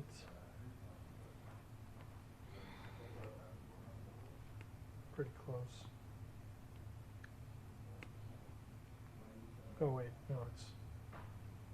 Looks like Josh Riley is going to be the Democratic nominee in the 19th for the regular election. Since Riley will be, or Pat Ryan will be running in the 18th.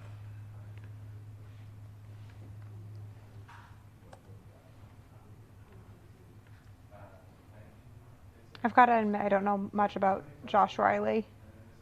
He is like, is very much focused on like an economic, populist kind of message. backed by progressive folks, but also by some more moderate folks. Okay. There's a lot of labor union support.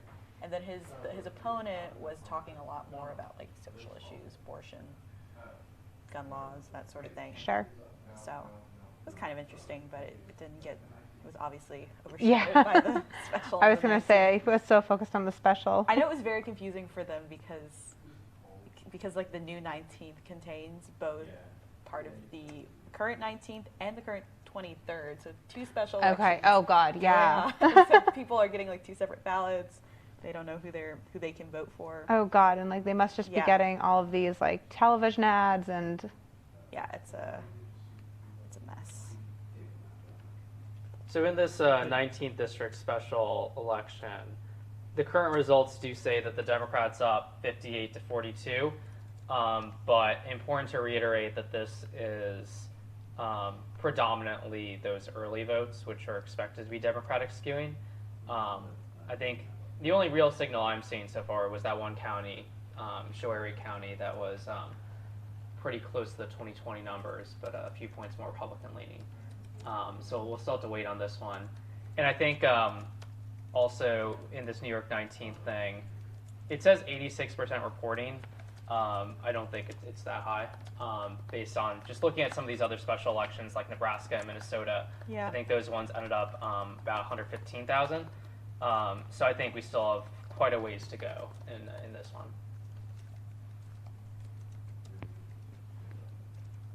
When are we circling back to Oklahoma and their little House primary? Right now, apparently. Tell us. Because it looks to me like Avery Fricks, despite winning the first round, she's going to fall behind in the second round. He won by 1 point, though. So. Yeah. They're 15% landslide. So yeah, I see Brichine up at 52 to 47. And how much of the estimated? It says 97 in. AP just called it. Yeah, so. He's ahead by like 3,000 votes. Okay.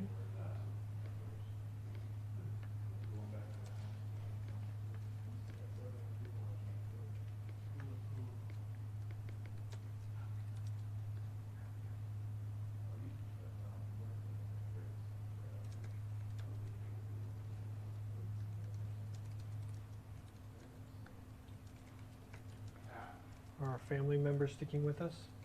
My mom's on it. She's on? Oh, she's on it. Okay. She's telling us how our sound is. She's saying everyone looks very good. She likes your blue shirt. Oh, thank you. It's a win on one of the last times. Sorry, she didn't mention your blue shirt. She did say, she's like, the guy sitting catty corner to you, I really like his blue shirt.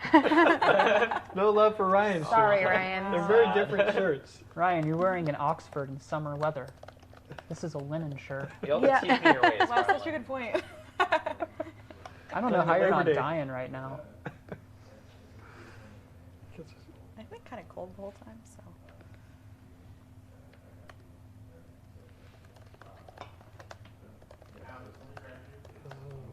Jacob, I'm reading live text, Jacob, so be careful. Jacob was saying he thought the estimated vote in New York 19 was funky, but now it's fixed or just updated, so I guess that's... Oh, on our side? That explains why it was weirdly high. Yeah, I did notice that. Yeah, I was. It still says a little 86%, confused. which I don't think is right. Also, like 75% in the 23rd doesn't seem right. I don't know. Oh, we just need to let's just zoom Jacob in. Let's get Jacob if he's not going to be on vacation. Right. Where is he? Just make an appearance. Where is he on vacation? I don't know. Jacob, where are you? I think he's at the beach. I'm going to the Finger Lakes in a few days, which I think is where the part of the 23rd is. Yeah. I'm not familiar with that area. So do we feel like there's any like harbingers? What's that word? Whatever. Is there any like signaling here from tonight, or is this just all like? I mean, is there anything like that's going to show us something? Well, I think it would be these two specials. The specials. That we're still waiting for. And what's it going to tell us? So what's it going to tell us, one way or the other? Well, we would want to see like if like if the Democrat wins this 19th district special, especially maybe by like a substantial margin, then that would be another sign, in addition to Nebraska and Minnesota, that the environment truly has changed and the Democrats have a better chance in like the House, for example. And yeah, same with the 23rd. Just like looking, that one's expected to be more Republican leaning, but if we look at the margins, and if the margin is more Democratic leaning, then that would be a pretty good sign for them. I mean, is this a surprise? I mean, if you look right now, I know the vote isn't in, I'm not calling anything, but we're certainly leaning Democrat here. So I wouldn't say so on the basis that a lot of the vote that came in early was that early/mail vote, which is in like, especially in New York, very heavily skewed Democratic.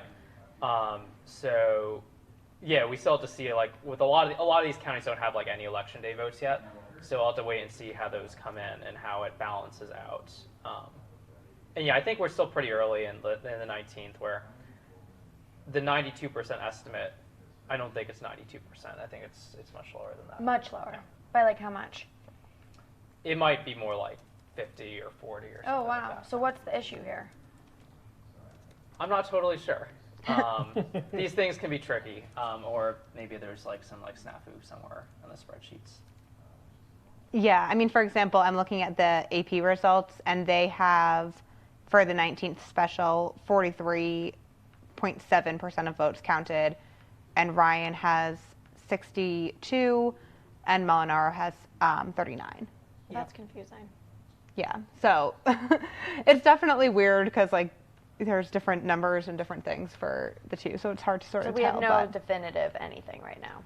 Not really. No. The only thing I really saw that I found somewhat interesting was that one Schoharie County, which was similar to the 2020 results, which would suggest a competitive race. But we'll have to see with some of these other counties, especially the ones where I guess both of them have been like county executives, so they might like overperform in their like home counties, for example. Just to make it interesting, what was everyone guessing before? Like what would you think? Who's gonna, for the 19th and the 23rd? Who do you think's gonna win? I was saying I thought the Republican was favored. For both? Yeah. Based on, in particular in the 19th with the polling, it tended to show the Republican up. Even the Democratic pollsters had the Republican up a little bit. Mm-hmm. Anyone disagree? No. No. Yeah, I wouldn't say I would expect it to be like a landslide, but like Republican by a few points, I would think. Republicans also spent a lot more money there. Yeah. I think like $1 million more as of a couple of days ago compared to like the Democratic outside groups. Yeah. And so it's, I mean, for them, if they lost, that would be a very bad sign for them.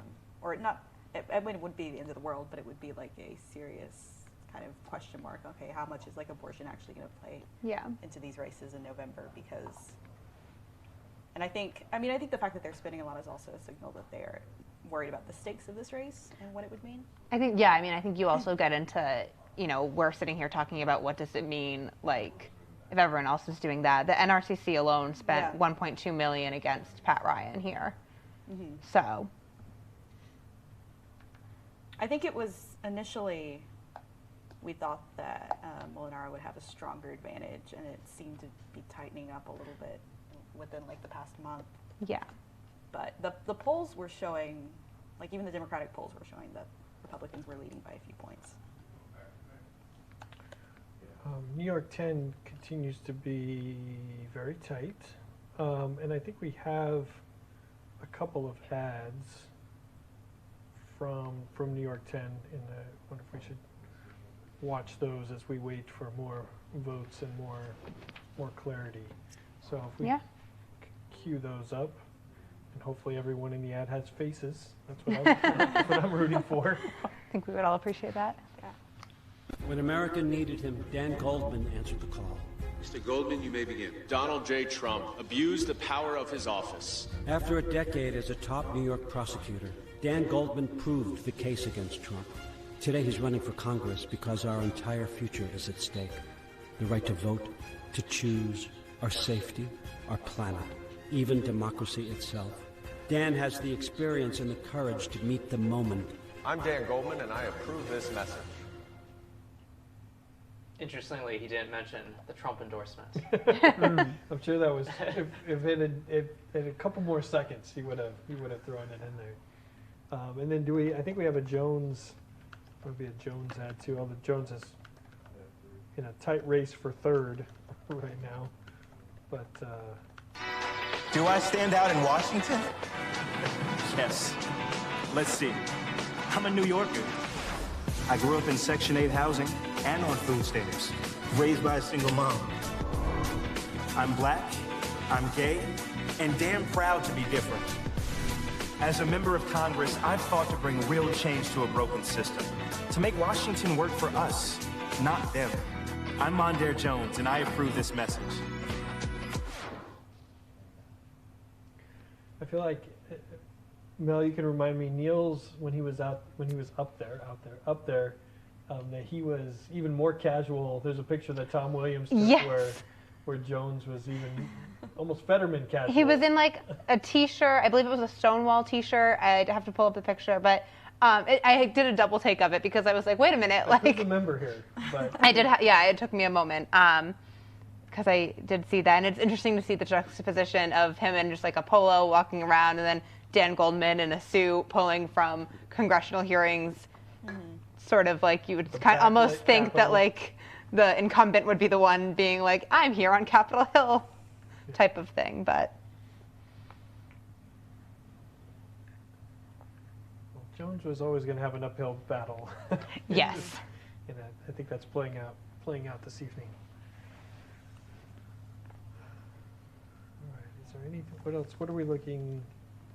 I'm looking at New York 23 Republican primary, pretty tight, more than 99% estimated, but Palladino 52, Langworthy 48, doing some rounding there.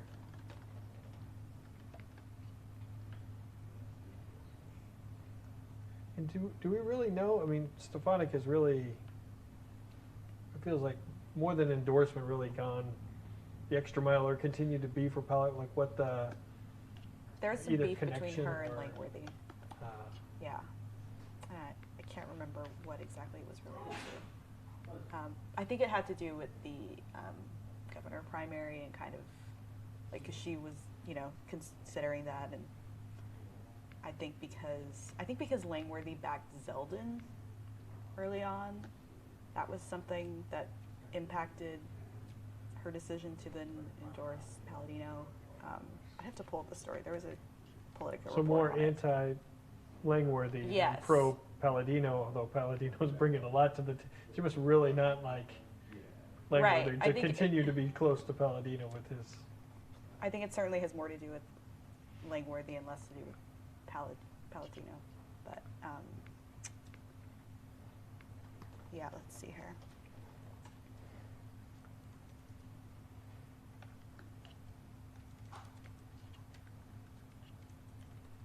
But I remember she endorsed him like very early on, like right after he announced he was running. Yeah. After Jacobs announced he was going to retire.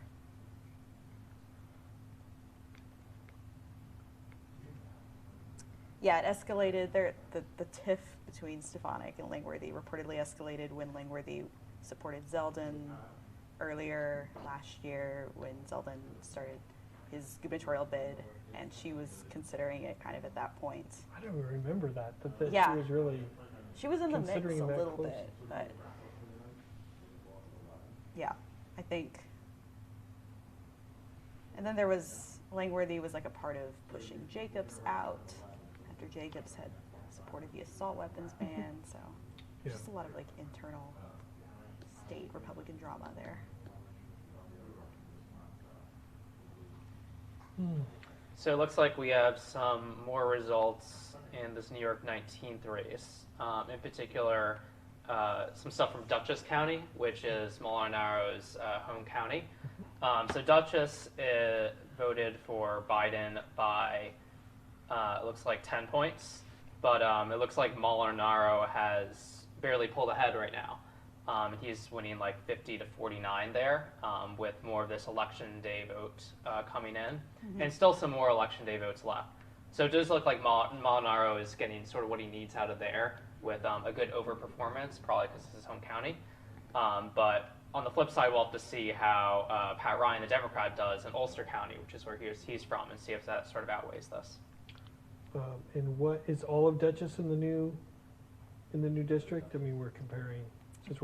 No, I believe it's split. Okay.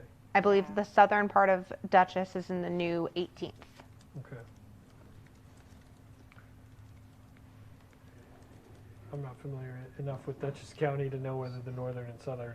Yeah, I'm going to be honest, that was written in Neil's story the other day, so that's where I'm taking that from. That's good to know. Neil's we trust, as well as with any Senate parliamentary rules. Yeah, exactly.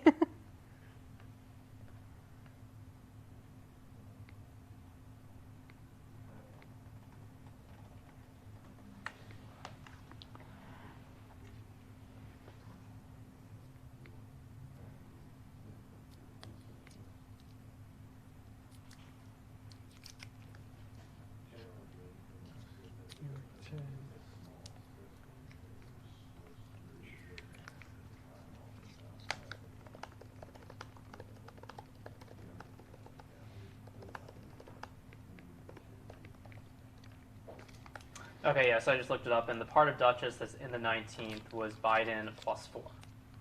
Okay. So Molinaro is outperforming, but not by a huge amount. At least not yet. It's also worth noting for this special that Antonio Delgado, whose term they're running to complete, had outperformed Biden by, I think, quite a lot in the 2020 election. Yeah, several points. So.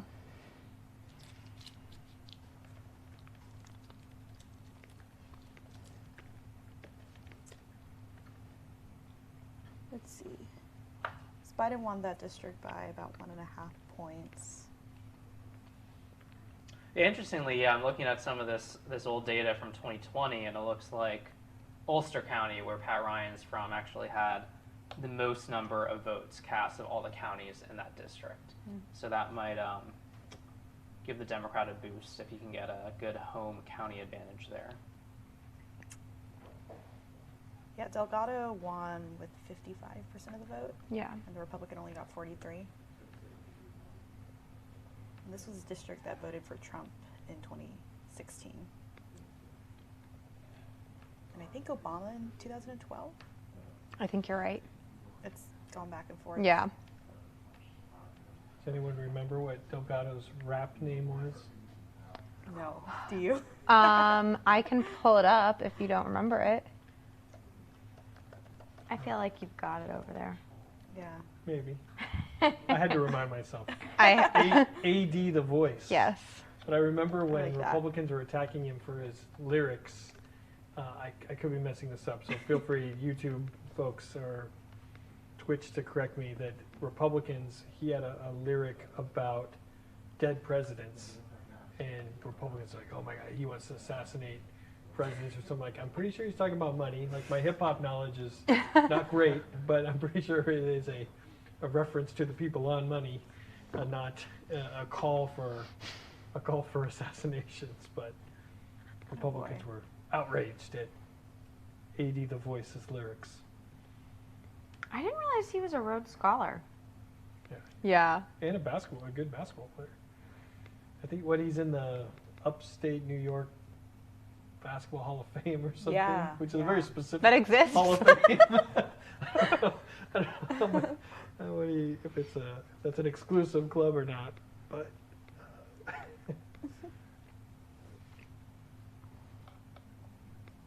here's a question on YouTube about Catco's, the latest in Catco's old district. What the latest is? 22. Is that the 22nd? I don't think it's seen much in a while, but let's check it out. Well, I think Brandon Williams was still leading. Yep. Let me see. Yeah, it looks like he's leading by quite a bit now, 58 to 42 over Steve Wells. Estimated over 99%. That's good. I wonder why. Is there a big county that we're missing, or? Well, sometimes, yeah, sometimes some of these 99% are not actually 99%. I know. Like with the 19th, that's not 99%. The AP did call the 22nd. I know that's not they just did, decision desk, but Your seat is going to be electrocute you. Yeah, so it'll be interesting to see how that impacts how competitive this race is in November. It was, so, and I know we talked about this, but remind me, I mean, there was the spending on behalf of Wells. Mm-hmm. Was it a concern over something Williams? A concern that if Williams wins the nomination, then that's a problem, or? I think it was both. I think Wells was definitely seen as the stronger candidate. For example, there's that race in North Carolina with Sandy Smith. Right. I don't think this is like the Sandy Smith situation, just because she had so much baggage. Let me see. I'm trying to remember what was in the attack ads. 'Cause I know I saw a couple of them.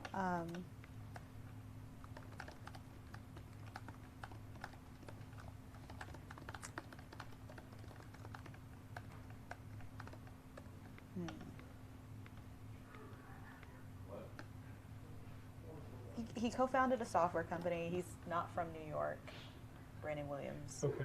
Not from the district at all. Is that a problem?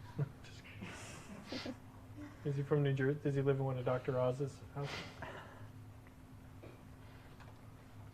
So how many open seats do we have in total so far tonight? That's a good question. I don't actually know. There are a bunch in Florida too. Are we kind of? I was gonna. It's like 1, 2, 3, 4, 5. I think 6 open seats in Florida. I think. 7, not counting the Mondale Jones. 8 if you count the 10th district in New York. Okay. How many incumbents have lost so far, including redistricting candidates? Oh, there's a. I just saw somebody tweet this a little bit earlier. There's that casualty list on the House Press Gallery that we can check.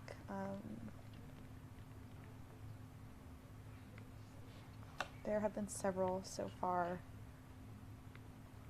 1, 2, 13. 3. Yeah. 13 have lost? Yeah. That's huge. 8 right? Republicans and 5 Democrats. Is that big? Is that different than usual? For redistricting cycles, that seems about normal. Yeah, because there were, let's see, 5 member-on-member primaries. And so some of those were bound to happen. And then some of that was the Trump impeachers, like Herrera Butler, Cheney losing. Some was the, what else did we have here? Like Kurt Schrader in Oregon had a progressive challenger. He lost to Palazzo in Mississippi.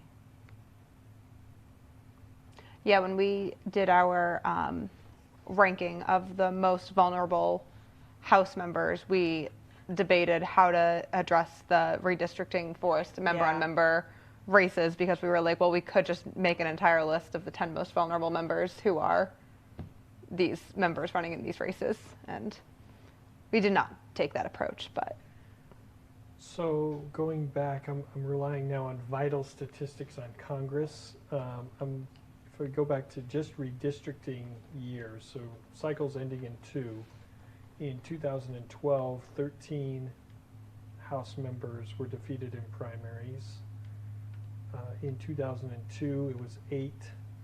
1992 was 19.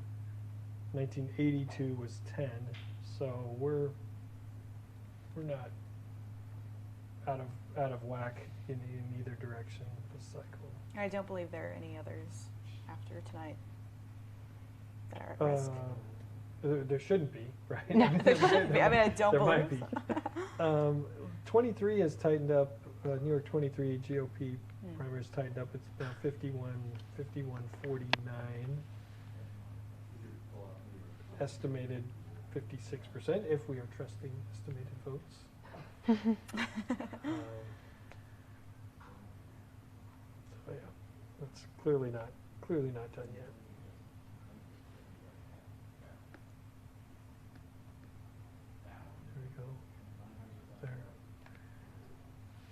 depending on where the outstanding vote is, I'm not sure we're going to get that tonight. But it could just be me. Oh, one thing to note about New York State and this ballot counting is it is expected to go quicker than in past years because of a new rule that counties must begin processing absentee votes within 4 days of the receipt and tallying them 1 hour before the polls close. So unlike in 2020 where it took weeks to get like a lot of votes, it's not really expected to be like that this time. There is still to watch like the ballots that are like postmarked on election day. Those may come in and may be decisive in like a really close race, but we probably won't have like a gigantic bucket of votes outstanding like we did in the past. I mean, this opens up a broader discussion about trust in the process and the counting, but I feel like allowing states and localities to start processing ballots before election day with the goal of getting as many counted on election night as possible is key. It's just, it sounds silly, but just not allowing people that foothold in the middle of the night. I mean, that was a big thing in 2020. Oh, these ballots showed up in the middle of the night. Like those ballots were there for weeks beforehand. They just couldn't be touched or counted before. Right. Particularly in Pennsylvania. Oh, yeah. And I think that was something that some of the Republican legislators, they did not allow something to be passed. Michigan, I believe as well.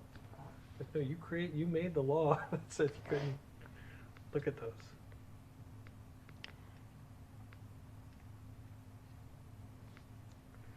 All right, what's outstanding? New York 19, are we anything?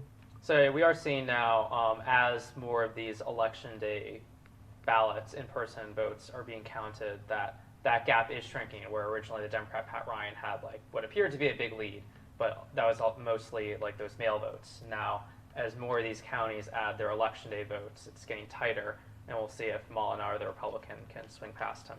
Right now, the Democrats up by 9, 55 to 46.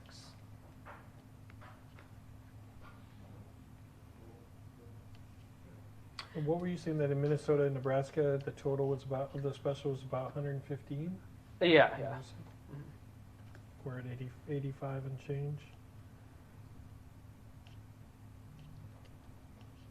Which I wonder later in the decade when there are some population shifts, those comparisons might be more difficult. Right, now that we have somewhat, although this is the old. These are still this old is the old districts, district, so all right, forget that point I was going to make. Well, I guess it depends on like, did this district was its population growth more or less than those other two? Yeah. I don't really know off the top of my head. Come on, Ryan. I would guess that the Nebraska one grew the most. You don't have the demographics of southern Minnesota lodged in your head? I got to get on it for next time.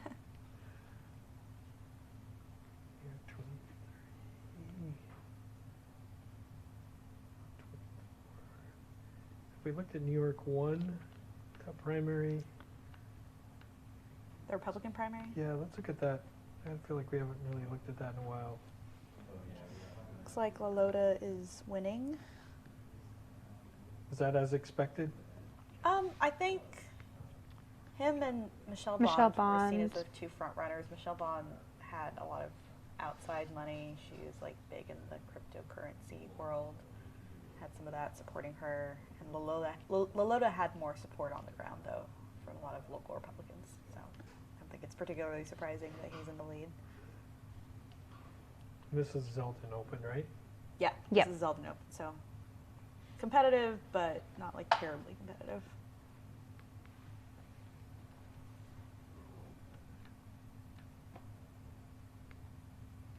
So how many of the seats tonight in New York are decided? Like the primary is the only thing that matters. There's actually, I don't know like an exact number, but there's a lot of, I would say that there's a lot of New York races that will be competitive in November. Yeah. Like 10, 12, 23 are all going to be decided tonight, definitely. Yeah. but like the Long Island races are all competitive to a certain extent. 22, 17, 18, 19 are all competitive. We have 8 New York races that are not rated as solid. So, all the ones I think Aaron just mentioned, I think most of them. There are ones like New York 4 where Rice is not, it's the open seat that I feel like earlier in the cycle, particularly when she announced she wasn't running again, there was talk about whether that would be competitive, but we don't hear Republicans really talking about that all that much anymore. How do you guys have the 11th ranked? It's likely. Okay. I mean, she kind of had that emotional, well, that roller coaster of Right. electoral emotion because she was going to get a very difficult district. Yeah. The latest map was much better for her. Went from probably losing to probably winning. Right. Sorry, Ryan, what were you? Oh yeah, I was just gonna say there are a decent number of these competitive districts in New York compared to some of these other states. Like I think like with Texas, it's only like 2 or something. There's Yeah, I mean, depending on how you count it, 1 to 4. Yeah. So yeah, it is an interesting state for the House. Especially because the Hochul Mander got shut down. I'm gonna attempt to get my computer charger so my computer doesn't die on me here. What about in Florida? How many are decided? A good chunk. Most. Most of them. Really, the only competitive one is maybe 27, which is held by a Republican, held by a Republican. Yeah, but like Florida 7, 13, 15, 4 are all safe Republican seats. Yeah, and then 10, 23, pretty safe Democratic seats. Yeah, and that Tadeo, well, Maria Salazar is likely Republican against Tadeo.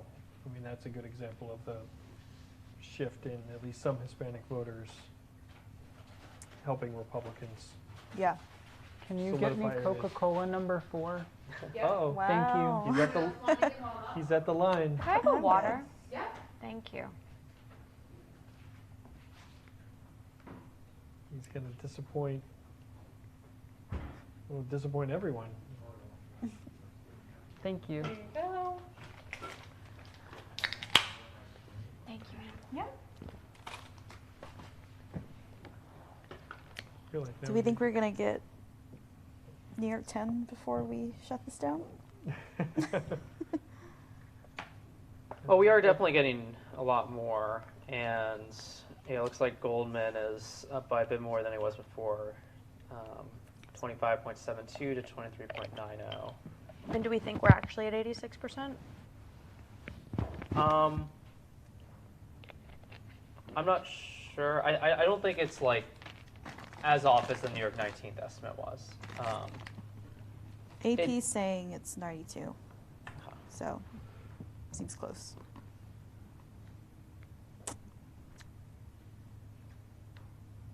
In New York 12, I guess. Oh no, wait. Wrong one. Sorry. It's getting later. If it makes you feel any better, I was getting New York 10 and New York 12 messed up. It does make me feel better. It takes me like 2 cycles to figure out after redistricting to. Do we think 19 and 23 are correct now with 94 and 95%? I think that there's been a lot of issues with the percent estimated in those specials. So I think. Don't get too excited. Yeah. and in particular, some of the counties where I think I've seen some chatter on Twitter about how some of these estimates will say like it's all in, but it actually isn't. There's still a whole bunch of precincts left. So. Well, for those, I'm glad that most folks have gone to estimated percentage of the expected vote rather than estimated precincts. The old school was estimated precincts. Right. When just as if you had 2 votes from all precincts, it would show up as 100% of precincts reporting something, but missing huge chunks of the vote. So thankfully, we've evolved as an electoral counting process. If you see someone still doing estimated precincts, then you should be skeptical or ignore those. So do we have any people coming out tonight as winning that are going to make like a huge splash, that are like huge personalities, where like something exciting is going to happen? Good question. I feel like Anna Paulina Luna is definitely going to be touted a lot as a Hispanic woman by the Republican Party. So it'll be interesting to see. Yeah. Anyone else, or is it just all sort of meh? You guys aren't doing it for. Is it just that it's like late? Maxwell Frost is big because he's like young, but also because he's progressive. He's an activist, so this is like a win for them. Oh, the frog. Yeah. I mean, Carl Palladino, if he wins, will be one to watch. And he'll also be, I think, one of the oldest freshman House members. Yeah, how old is he? How old is he? Let's look it up. That's probably on the internet. I was going to say. Let's guess. Wait, before you tell us. Okay. Let's do a round robin of guessing. How old is Carl Palladino? 76. Wait, is that your guess or are you looking? No, that's a guess. Okay. I was like, it was so definitive. I'm like, holy cow. Okay, 76. Is this The Price is Right? Yeah, up or down. You can't bid one. 75 and a half. No. You have to pick a whole number. What he's actually today. 71. 71. 73. I'll go 68. 70. So I really thought you just knew because it's 76. Oh, man. Yeah. Like you said that and I was like, oh, wow. What round of Diet Cokes? Sorry? What month was he born? No, you can't count this. According to his Wikipedia, his birthday is tomorrow. Oh. Happy birthday. Yeah, according to So he's turning Wikipedia, it's 77. August 24th, 1946. Huh. So he's 76 or 77. What time of day was He's he currently born? 75 and tomorrow will be Can we 76. figure out his chart? Yeah, I was about to say, what's his moon? Okay, I have a trivia question. Here's that he's a Virgo. So. When was Charlie Crist when was the last time he wasn't on the ballot?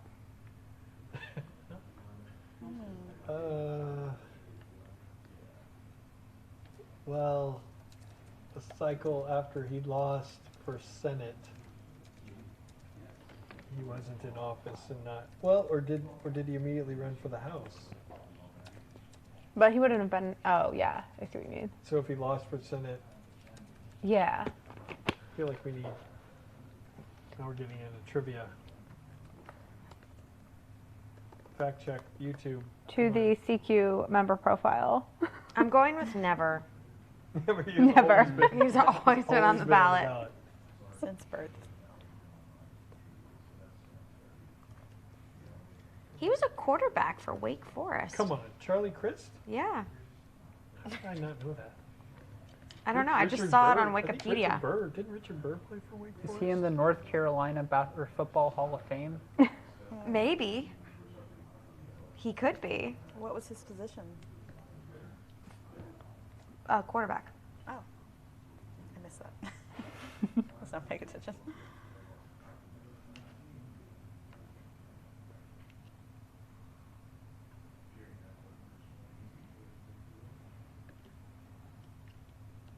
Has your uncle sold a house to Charlie Crist? Yeah, 14 of them. Always. All of them. That's still what I'm going to walk away from today. Like, what was unexpected? Me learning about Liberty's family and Eric Greitens and real estate.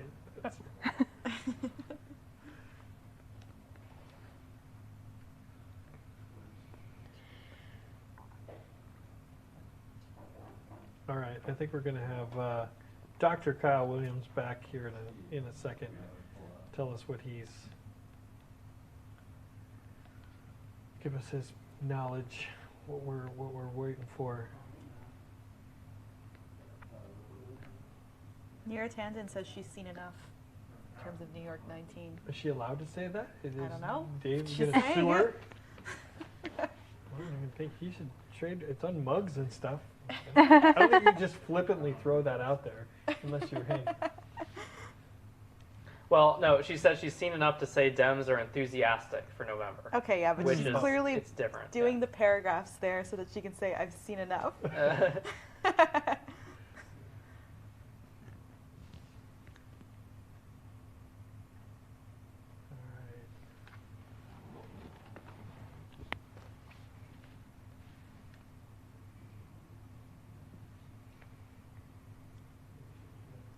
We should be having him momentarily.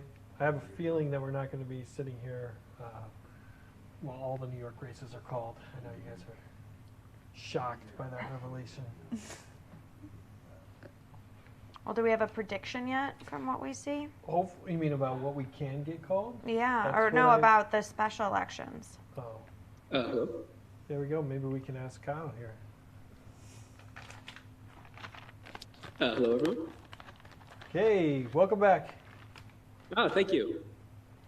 How have you been? Did Good, you know good. How has the evening treated you? Great. Did you know it was Carl Palladino's birthday tomorrow? Interesting. No, I had no idea. Look at that. that degree, you didn't learn everything with that degree. All right, tell us what we're waiting for, what you're watching, what can we expect, what's close to being called right now? So I think in a lot of places, especially New York, we're continuing to wait for Election Day votes to give us a better read on what's going on. The one thing that I would highlight that I would say is sort of like shocking to me, actually, tonight there are two special elections in New York 19 and New York 23 under the old district lines. And we had all expected New York 19 to be very competitive, that this is, Antonio Delgado's old district. He won it narrowly in 2018 and then held it in 2020. Everybody knew going into the night that New York 19 was going to be competitive. But the other special election night was in New York's 23rd district. This is where Tom Reed resigned due to some scandals sort of that he was associated with. And, this is in southwestern New York. And this is sort of a likely safe sort of district in a normal year. So, I think we all expected the GOP to hold this district easily. And we have not called that race yet. And that is actually sort of shocking that in that race, we have Republican, Maxa Della Pie facing off against Joseph Simpolinski. And we have not called that race yet. That Max Della Pia is the Democrat, and he actually currently is leading against Joseph Simpolinski. Granted, those numbers are still tentative. We're still waiting on Election Day stuff, but the fact that that race even appears competitive at this point, with around 89% of the vote in, is sort of shocking. So again, I would say at a high level, looking out over things, probably not the evening the GOP was hoping for, as they try and win some energy and some accolades heading into the midterms, but a fascinating night, certainly. And on that 23rd special, is there a specific place geographically, or is it dispersed, the remaining vote we think is dispersed, Election Day vote dispersed everywhere? So I would say in that vote, some of the places where we're continuing to wait on votes are in Steuben County, for example, Allegheny County, Ontario County. We're still continuing to wait on some votes in those places in particular. Those are places where I think those are places that are sort of going to determine if Simpolinski, or if the very, very narrow margin that Max Della Pie has, he'll be able to hold on to, which seems sort of, questionable at this point, just given how Republican this district is. But the fact that this is close at all is sort of remarkable, given what conventional wisdom is around what the national environment is. So we could have a mixed bag of a Republican win in New York 19 and a Democratic win in New York 23. And then forced to deal with those results? I'm sorry, can you say that last bit again? I was just saying that we could be faced with a mixed result of a Democratic win in New York 23, but a Republican win in New York 19. Which I think that would be sort of shocking and fly in the, I'm not sure at this stage if that's necessarily a likely outcome, but the fact that that's sort of even in the realm of possibility of what we're discussing right now is again, sort of very baffling that, even in 2018, I think Democrats lost New York 23 in 2018 by 8 or 9 points. So, as we head into what is, supposed to be a quote unquote red wave year, the fact that Democrats appear to be running competitive there is sort of like very surprising. Especially at the same time as, they're not pulling out a clear win in New York 19, which sort of by most conventional metrics is a much more Democratic district. And actually it looks like on the dashboard I'm looking at that we got more New York 23, and Simpolinski may have just pulled ahead by 150 votes. If I'm looking on the screen, 147 votes. So I don't know. I don't think we're going to get that race called soon. It doesn't feel like. I'm sorry. I don't think we're going to get the race called tonight, certainly. But just the fact that that's not a race we can call on election night is, surprising and sort of portend, I think, the national currents going in the opposite direction from what people have expected going, at the beginning, relative to the beginning of the year. So do you think there's something that is close to being called, anything close to being called right now? So at this stage, again, I think, we're still waiting for election day votes in a lot of places. Some of the places where I think we could have race calls tonight are, potentially, actually in New York's 10th district, Goldman currently leads, but by a pretty razor-thin margin. Apparently, he's actually declared victory already. So I'm not at all confident that we'll be able to declare Goldman's victory in New York 10 tonight. But currently, he seems like he's very likely to. He seems pretty likely to emerge victorious. And apparently, his campaign has already decided internally that what they have is good enough. So. Well, maybe you could help us settle something. If Goldman wins, will Trump count that as a win for his endorsed candidates? Does that count for Trump's win-loss record? So I always, whenever I get those kinds of questions, I always open by saying that I have no special insight into the former president's internal psychology. And so any commentary I offer on that should be taken with the utmost grain of salt. But that said, knowing what I've learned about President Trump over the past, 5 or 6 years, I would say he will in fact count that towards his. Take credit at all costs, whenever possible. Anything else? Anything else you're looking at?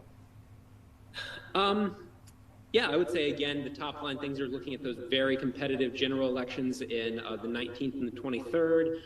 As we look toward trying to call New York's 10th district, there are some other outstanding House primaries in New York that, again, we're waiting for more election day votes. Something that's actually interesting is in New York's 24th district on the GOP side. So this is Claudia Tenney's district. We have not called that race for her yet, which I think is sort of surprising. As the incumbent, I think we probably would have suspected that could have been an election night call for Claudia Tenney. But as of right now, she's only leading by around 11 points against the next closest competitor, Mario Fratto, in that race, which is sort of surprising. And she only represents, maybe Mel or Aaron, she represents a small portion of that district. Yeah, this is again something where redistricting definitely plays a role. But I think, at least on our side, we had not expected her to face to be at serious risk of not winning renomination. Yeah. All right. Well, thank you. Thank you for your help. And we won't hold it against you that all the New York races are not called at this point. We'll forgive you. I do what I can. We do what we can. We have limited control, unfortunately, over some of these underlying dynamics. All right. Well, thank you. Have a good night. Great. Thank you. You as well. All right. Let's do a. Let's figure out what's outstanding as we prepare to put this thing to bed. What remaining, as Kyle said, we have the two specials, New York 19 and 23. Could be a mixed result there, but we'll see. What else are we're still waiting on New York 10? Yep. New York 23. 23, Palladino and Langworthy seem to be tightening. What else is out? Kyle mentioned New York 24. Yep. Claudia Tenney in the lead, but not called. What else? A couple of Democratic primaries in Long Island for competitive races that are not called that I was watching. 3rd District, Robert Zimmerman's currently leading, but that has not been called. He's a former DNC member. This is the Swazi Open? Mm-hmm. Yes, and Swazi, interestingly enough, had endorsed a candidate who's currently at 3rd place. Mm-hmm. Was also backed by Protect Our Future, one of the crypto-funded groups. So, pretty significant loss for both Swazi and crypto, I guess. Tough year for Swazi. Yeah, tough year for him. He's struggling for the governor's primary. I don't believe that the Democratic primary in the 4th district, where Kathleen Rice retired, has been called yet either. I feel like we haven't talked about that at all. Where does that stand? Oh, it says it's got a check mark for. Oh, was it called? Decision desk. Okay. Gillen, Laura Gillen. Laura Gillen was expected to win, and currently we have.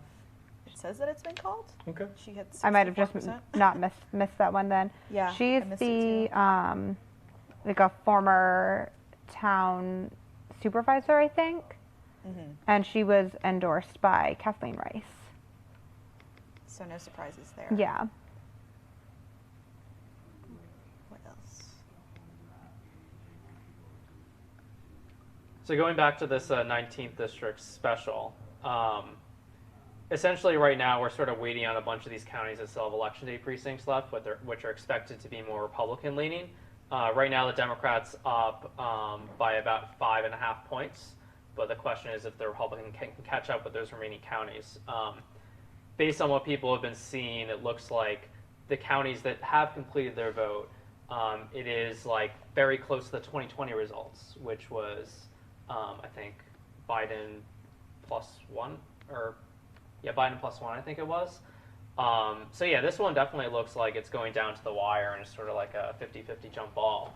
And then, as he was talking about in the 23rd district, that one I think potentially is even more interesting in that that was a district that was Trump by double digits. And it looks like the Republican, even if they win, it might only be by a few points. So I think combined what you see is that it doesn't seem like Republicans are like massively outperforming Trump. And if it's like, if these numbers are similar to what they were in the 2020 election, then that would suggest that there could be a fairly competitive race for the House if this environment stands. Yeah. Now the question is this just like a temporary thing after Dobbs, and also whether or not it's like a special election specific thing where maybe some Democrats are just highly enthused for these like random elections, but then in the fall it'll be a high turnout on both sides. I think we have to be careful that some of these races are so close that winning and losing, like drawing big conclusions over, oh, this person won or this person lost when we're talking about 1% or whatever the margin ends up being, that these are close races and treating them as close races no matter which party ends up on. Especially like with these specials, like where the district goes away at the end of November, we're really just looking at it for like a signal of where things are. So it doesn't really necessarily matter that much for our purposes if the Democrat wins by half a point or the Republican wins by half a point. The takeaway is still generally the same. Yeah. Well, I want to thank you all for participating in this experiment. Thank you to everyone who's been watching, following us. Don't forget, before you click off, if you're on YouTube, to subscribe to the DDHQ channel, visit DDHQ, visit Inside Elections, follow all of my friends on Twitter, and don't forget to join us November 8th, and we'll do this all again. There might be a few more races to talk about when we get there. So thank you all. Have a good night.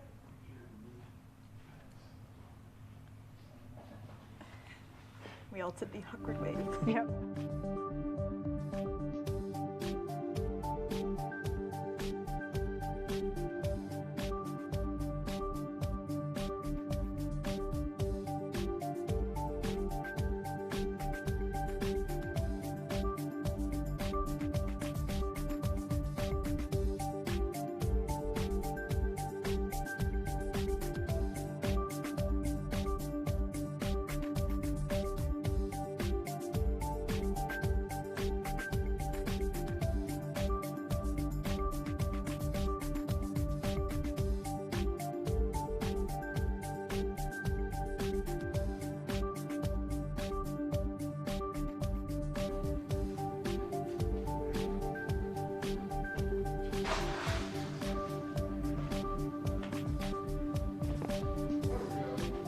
Over-under was perfect. Which I'm a terrible one. Co-Connor. Oh, there we go. That's my proudest contribution. It's also Henry. Whenever anything was going on, Alex, if you can put Never this up. concede. It didn't happen. What's the guy in Nevada that still hasn't conceded? There's some guy guy in Nevada that has a conceived. People ask me what my graphic design skills are in. Yeah, they're awesome. I say Google Draw. I mean, it wasn't even close at all. All right. Well, for Liberty and Mel, who have never done one of these at all, thank you, and hopefully we didn't. You weren't scarred by the experience. No, not at all.